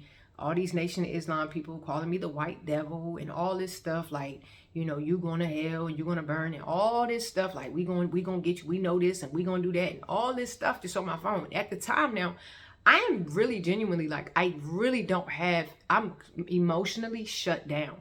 So I'm not afraid of anything. I'm just like, okay, I'm very moving, like, I'm just in survival mode, you know? So I was staying out in Virginia somewhere, and somehow these people were stalking me, and they found out where I was staying, all the way out in Tyson's Corner. And they found out where I was staying and totaled my car while I was parked. And then they text me after they totaled my car. They somehow got the person I was dating. They got her number. They knew where she was staying at. They had her phone number. They messaged her. They called her at the same time that they totaled my car. So she was in total panic mode. I was like, again, survival mode. I was like, okay, what do I have to do? It was just very much problem solving. That's the only, I just was thinking about problems. So what do I have to do? You know, ABC, what do I need to do? Because I didn't have time to process. It was so much emotionally to process that I couldn't process any of it. I had to shut down emotionally. And the relationship I was in, I shut down in that too, because I couldn't access my emotions. It was too dangerous. There was too many of them. So it was like a natural automatic protective mode that I went into, was just shut down. All right, we are in survival mode, like being on a battlefield. You know what I'm saying? In a battlefield, you're going to see bodies dropping, bombs going off, all types of crazy stuff. You don't have time to be like, oh my God, it's blood. Ah. You don't have time for that. You're going to get killed if you do that. You have to be like, okay, like, where can I go hide? Where's the, you have to be focused. So that's where I was at. I was just like, okay, survival mode. All these threats were coming at me. I was just like, I got to get out of here. I got to get away from this area. For my safety and for my peace, you know what I'm saying? Like I got, because they tracked me down. I don't know how they tracked me down. They tracked down the person I was dating. She was so scared. She had a government job and was just started a new lease at her apartments. She abandoned all that. She was gone within 2 weeks. It wasn't even 2 weeks. The next morning, after my car got totaled, like, because it happened about like 11 something. I don't even know what time it happened. Like, I knew the police came to the door and was like, is that your silver Maxima out there? I'm like, yeah. I had heard the crash, but when I looked outside, I didn't see, I couldn't see my car, so I didn't know what happened. And she was like, well, I'm sorry, your car's been totaled. And I'm like, what? Or she's like, your car's been hit, you know, and it was totaled. I'm like, what? So, anyways, by the time she got back to the house, it was, I don't know what time, because she was driving around. The girl had about lost her mind. She was like, you know, just losing it. Really, like, never been through anything like that. So she was really freaking out, really in panic mode. And I'm trying to calm her down, trying to keep her, you know, calm. I'm like, let me go to sleep, because in the morning I got to call and get this car towed and get a rental. I'm thinking like all these things. I got to call my insurance company. I got to get a rental car. All the things I got to do, right? She is like freaking out. So it's 7 something in the morning. I somehow fell asleep for a little bit, woke up. The apartment, which she was a hoarder. So, and I'm like I explained, I'm very, very neat. I like to be neat. I like to keep things organized, okay? And one of the things in me spending time with her, I had helped her to get organized, and like, because her stuff was like all over the place. So I had just got her helping with like making everything neat, basically, because she was a hoarder. She had so much stuff. So we had packed stuff up, put stuff away. We had organized stuff a certain way. Well, anyways, I wake up that morning. This girl has turned her house upside down, inside out. You can't walk from the front door to the bedroom. And it's a 1-bedroom apartment. Like, there's stuff everywhere. She's pulled everything out the closets, everything out the drawers, and it's just stuff everywhere. She's freaking out. She's like, I gotta get out of here. I gotta start packing. I'm leaving. Immediately started packing leave. She was gone within 10 days. I would say 2 weeks. It was less. I want to say like a week. She was gone.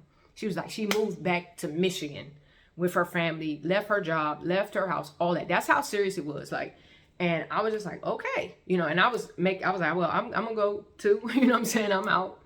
But, it was like, yeah, it was madness. It was madness. And so I was just like, I went and got an attorney. The attorney said, you're going to get arrested. So put some money in the bank to bail yourself out. And I was like, get arrested for what? I didn't do anything. How? I didn't do anything. Like, these are all lies. Now, the charges were like kidnapping, fraud, some others like theft. theft of a certain amount of money, which makes it like grand. I think it's grand larceny. Once it's a certain amount of money, I think they call it. It's a whole nother name for it that makes it a felony. So it was like a felony because I had allegedly stolen a certain amount of money or whatever. So it was like, what? I ain't do none of that. You know what I'm saying? I'm like, I didn't commit no fraud. It was a kidnapping. They said I kidnapped him, assault and battery of a elderly person, whatever. All of that. These were charges that, you know, was against me. And if anything, yeah, I beat him. But everything else was a lie. everything else was a lie. Okay, everything else was a lie. I did not do what they said I did for why the reasons they said I did it. So yeah, so here's the thing: the attorney is like, it doesn't matter. You're gonna. This is the law. I know they say innocent until proven guilty, but it's really you're guilty until proven innocent, really. So you're gonna get locked up. They're gonna arrest you. Tell them that I'm your attorney. They all know who I am. They all have my phone number. If they say they don't know who I am, they're lying. I went and got a good attorney, y'all. I was like, I'm not playing. So he was like, they know who I am. So if they tell you that they don't know me, they lying. Just tell them to get me on the phone. I'll come down there and get you out. So I'm like, what?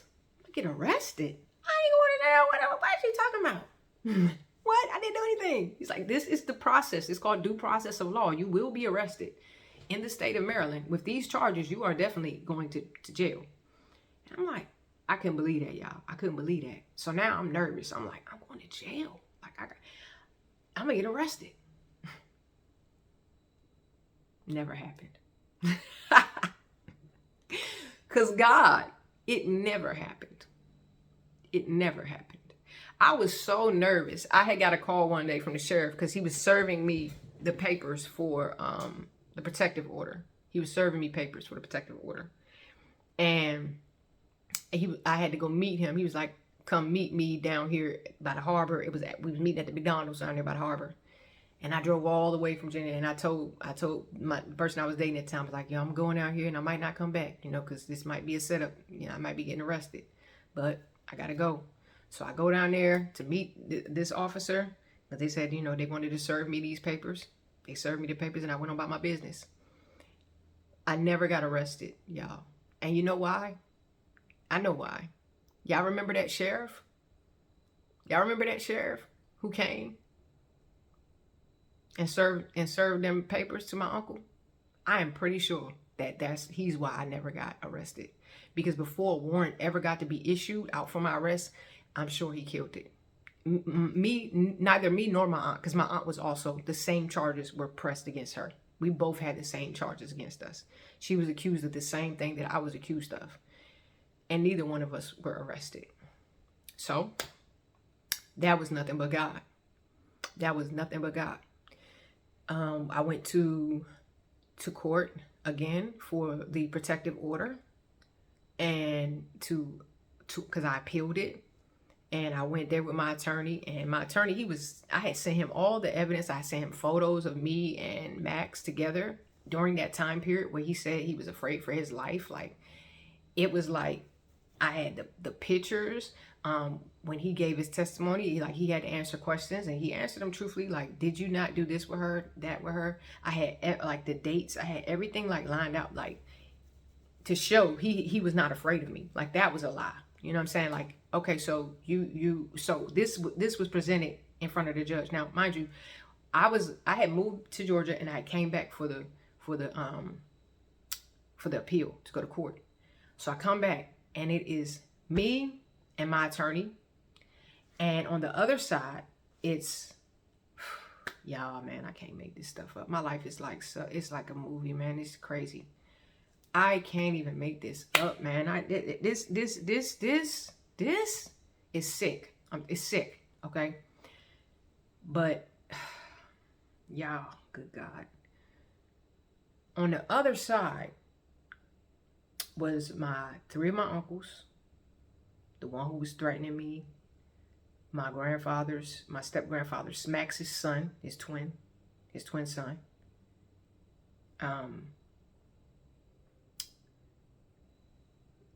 then his daughter's husband.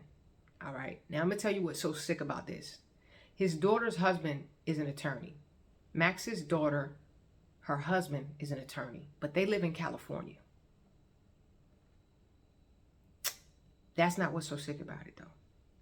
He flew from California to be the attorney presiding over this case, to try to get me to try to make sure that this protective order stands. That's not even the sickest part. I gave my eggs to Max's daughter to have a child, which they have now, who I've never met. But that's her father. The father of the child that I'm the surrogate mother came all the way from California to prosecute me. I gave him a child, him and his wife a child. And they came all the way from California to prosecute me based on lies. And he lost. Now, in the state of Maryland, if you're going to come, now California, if you have your license to practice law in California, I think that's the only state or one of the few states, if you have that license, you can practice like across the country, as long as you have somebody who's on the bar in the state that you are going to, as long as they're sitting with you. So he had a lawyer that was with him that was on the bar in Maryland, and he should have let that man take the case because he got his butt whooped. I mean, whooped. It was embarrassing because every lie was exposed. And at the end of the trial, the judge said, well, it's clear to me what has happened here. It looks like this young woman was given money by Max. And it looks like everybody, like the family members were mad about it. And their response was to threaten her and become aggressive with her. And then when she went and filed her restraining orders, in retaliation, they filed their own restraining orders. But based on the evidence that I've seen put before me, based on a preponderance of the evidence, this protective order is nullified. It has been overturned. So the protective order got overturned, and therefore the criminal case was thrown out. Because if you can't get a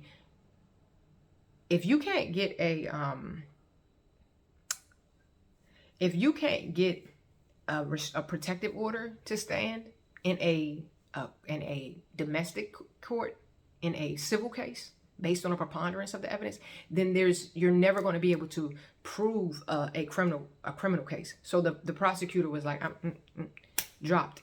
Because anyways, again, that sheriff that God placed to come and serve those papers, okay, to my uncle, I believe that made the difference to everything, because he was the first one to see the charges against me in the system. Like, he knew my family. He knew what kind of family I had, because I used to date his son and I used to tell him what I would go through as a child.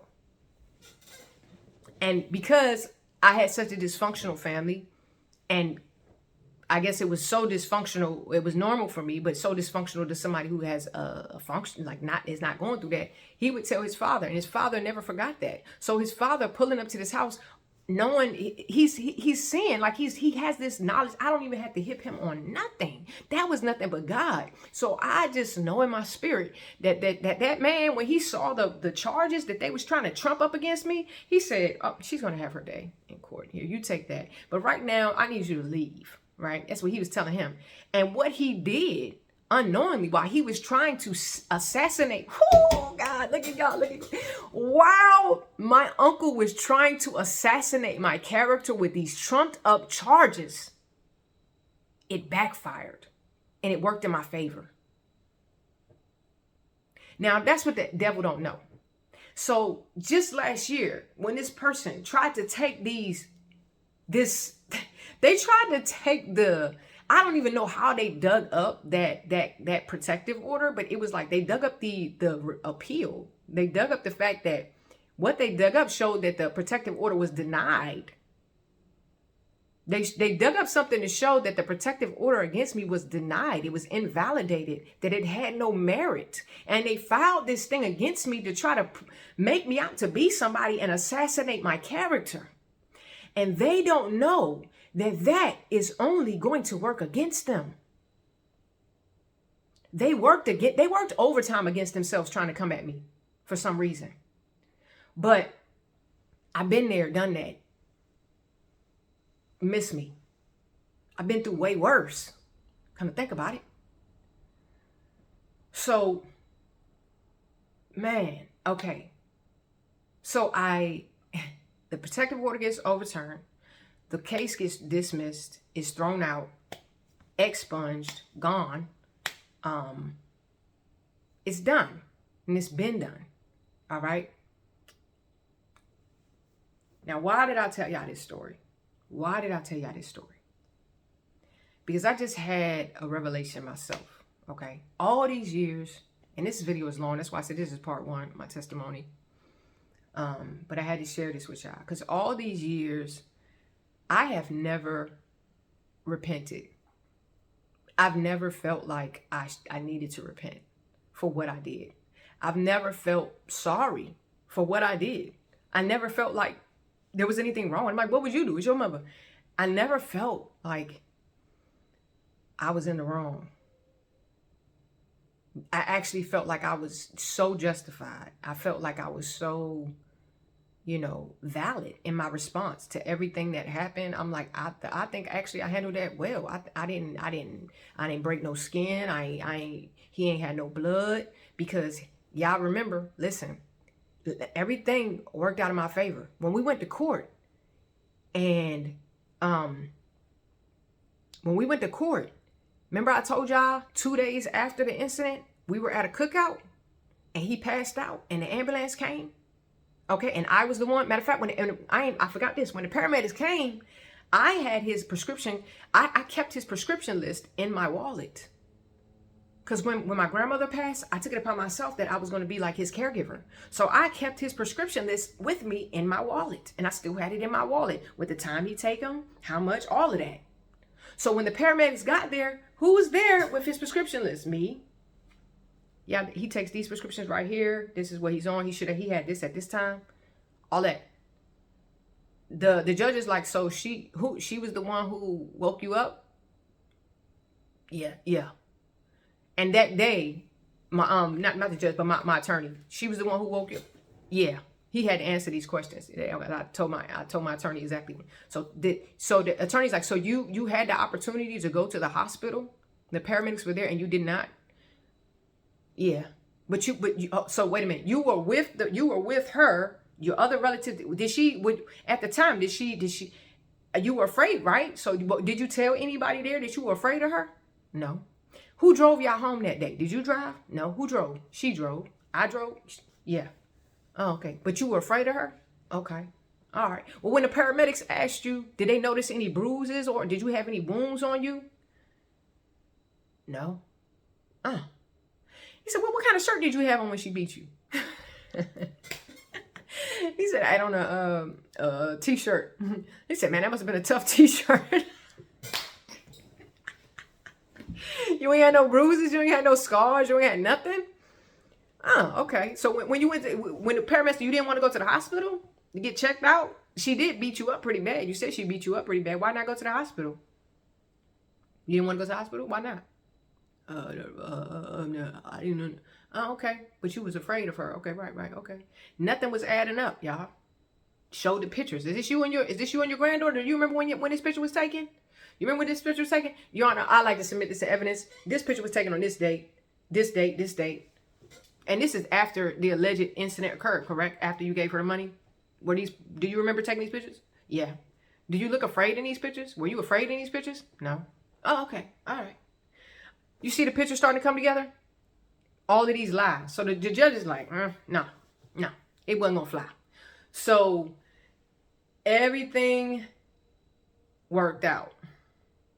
Right.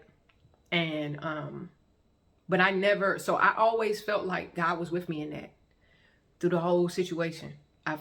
Through the entire situation, I really felt like God was with me in that. I talked to God through the whole thing. You know, I thought God was like cheering me. I thought God was my cheerleader. I thought he was like, yeah, you doing this for me. You taking one for the team. I really did. And he had to convict me recently that I needed to repent. Because vengeance is mine, thus saith the Lord. Okay? Vengeance is mine, thus saith the Lord. And what he convicted me was, you didn't trust me. And there's a part of you that still doesn't trust me. Because you took matters into your own hands. And you didn't think that I was going to get the justice. Now, that man, Max, ended up dying from prostate cancer 7 years later. He literally had prostate cancer for 7 years. And he died. That's a painful affliction to have. And it's just, you think it's coincidence that he had prostate cancer? And he got it right after I left. Months later is when that whole journey started with prostate cancer. But God has recently told me to repent for not trusting him, for taking matters into my own hands, for taking vengeance into my own hands, and for the rage that I came into agreement with. I never ever renounced or rebuked that rage because it felt so right. It felt so good. And this is what this whole message that I'm telling you is for. Be careful. Because I never repented of that rage. And I told y'all, rage is not like anger. Rage is so much easier to mask than anger. Hear me. Hear me what I'm saying. I never repented of that rage. I came into agreement with that rage. And every time I have ever shared this part of my life with anyone, I have explicitly said, I've never felt rage like that in my life before that or after that. And it felt so great. It felt so good. I don't regret anything I did. That has always been what I've said. I came into agreement with the spirit of rage. Okay? Now, am I a person that rages out or has a lot of anger or am I like an angry person? No. No. But did I meet an angry person? I met someone who has rage, the spirit of rage on them. And I ended up in covenant with someone who has the spirit of rage in them. And rage, like I said, it's not this show. It doesn't show itself the way you think. That person who tried to use this situation against me that I just shared with y'all, they have the spirit of rage. And in their rage, just like I was methodical, just like I plotted, just like I planned, just like I schemed, just like I sat back and took pleasure in how I was going to break this person down, I encountered that same spirit in someone else. And I came into a covenant with that person. I came into agreement with that person, not knowing that spirit was in them. But because I came into agreement with that spirit, I never renounced it, never rebuked it.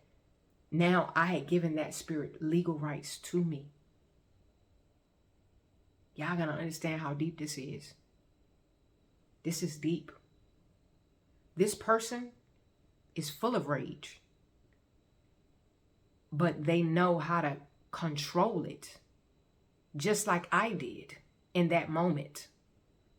And they are methodical and they're meticulous, and they construct in their mind how they're going to destroy me, or how they're going to sabotage, how they're going to get revenge, how they're going to take me apart, because they're full of rage.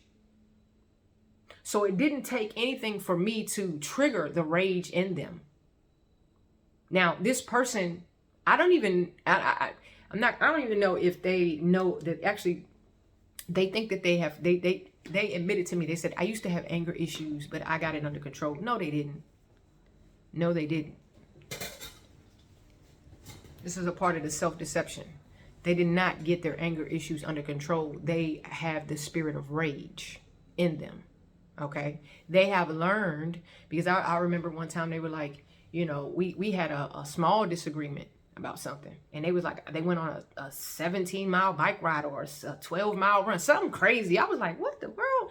Like, they were like, I had to run it. They ran until their body gave out and they had to have somebody come pick them up off the side of the road in the middle of the night, literally, because they was like that angry. And that's rage. That is rage, because it was not that deep. Whatever it is, I couldn't even tell you what it was, but it was like, I was just really just confused. Like, well, why were they so mad? Like that they had to do all that.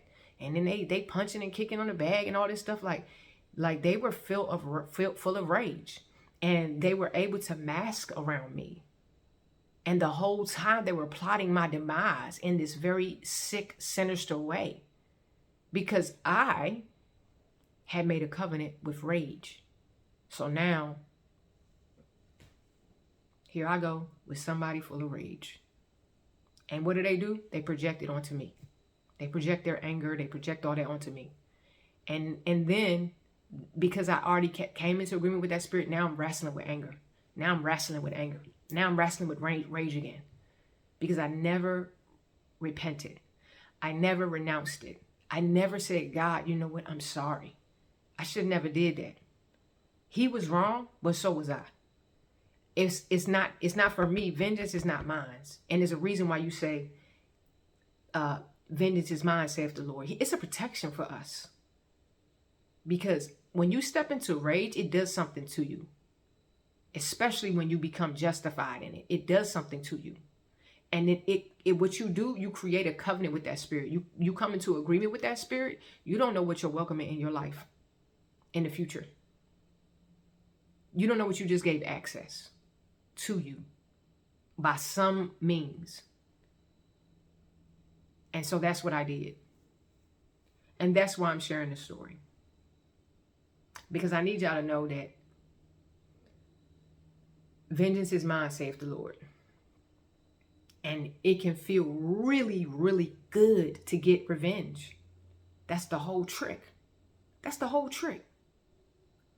This person who tried to use this, my testimony against me, this person who tried to hijack my testimony and assassinate my character with it, they're full of rage. And they were motivated by rage. And they still are motivated by rage. Their ears are like this. Their eyes are like this. Because they're so full of rage. And they're justified. Oh, believe me, they are justified. They know they're right. They know they're doing the right thing. But let me tell y'all something. A righteous man delights in God's law. But a wicked man finds his righteousness in the laws of man.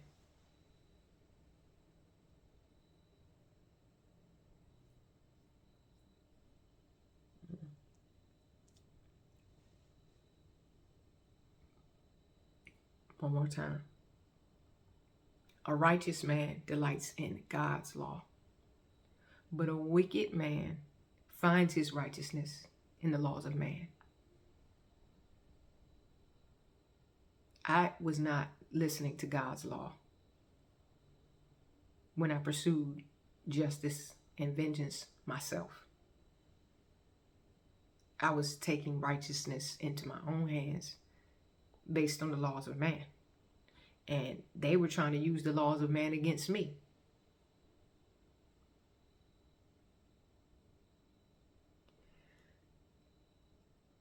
I hope that me sharing this portion of my testimony did something for somebody, because you've been holding on to something, or maybe you haven't repented for something that you've done because you felt justified.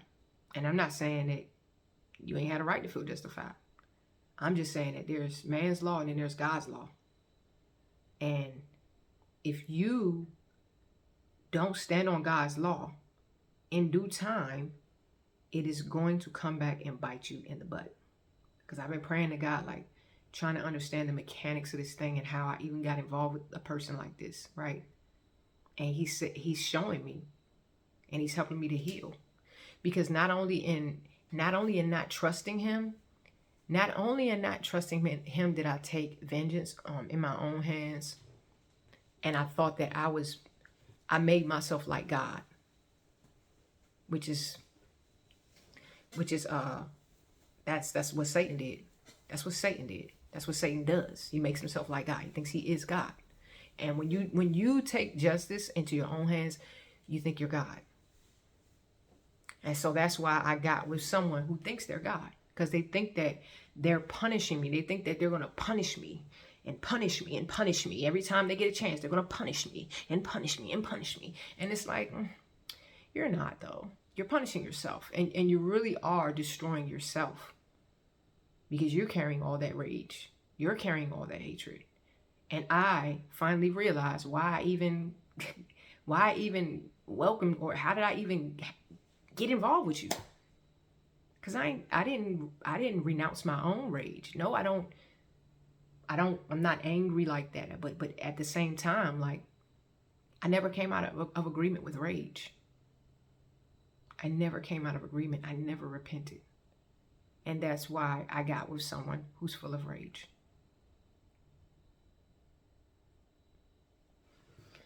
So, and in not trusting God, I never was in not trusting God with that situation fully, because I had come to think like I was the one who righted, and in God, he supported me, and he came behind me, and he protected me, which he did. He did protect me. He did protect me from a lot of the consequences. But I mean, I still have lived with the impact of this for a long time, over a decade.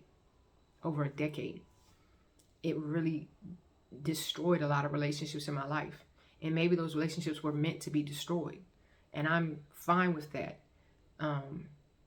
But what I had to really realize, because I was just asking God, do I have any unrepentant sin that I don't know about? And he brought this to me. He said, yeah, you do. You have unrepentant sin. You repented, you forgiven, you're doing all this, but you still have unrepentant sin. Remember? And he said, you know, and your unrepentant sin and your unwillingness to testify and give and bear witness to these things and live in this secret darkness, like, it creates a safe haven for more darkness. So you have to come out now. Come out of the dark into the light. Tell the truth. Shame the devil. Tell the truth and shame the devil. If he want to take the truth and use it against you, by all means, go right ahead. But he's only hurting himself. He's only destroying himself. So let him do it. Let him try. Just like everyone who tried before, it's only going to work against them. So go ahead. You know?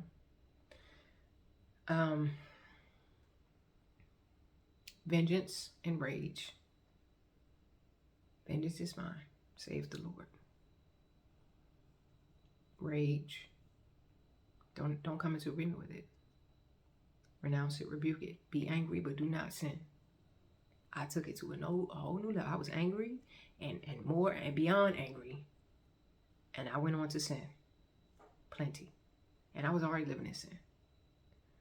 So, that was a really long story, y'all. And if you watched this whole video, I really hope you found it to be worth your time. I did not mean for it to take this long. It's really a movie, honestly.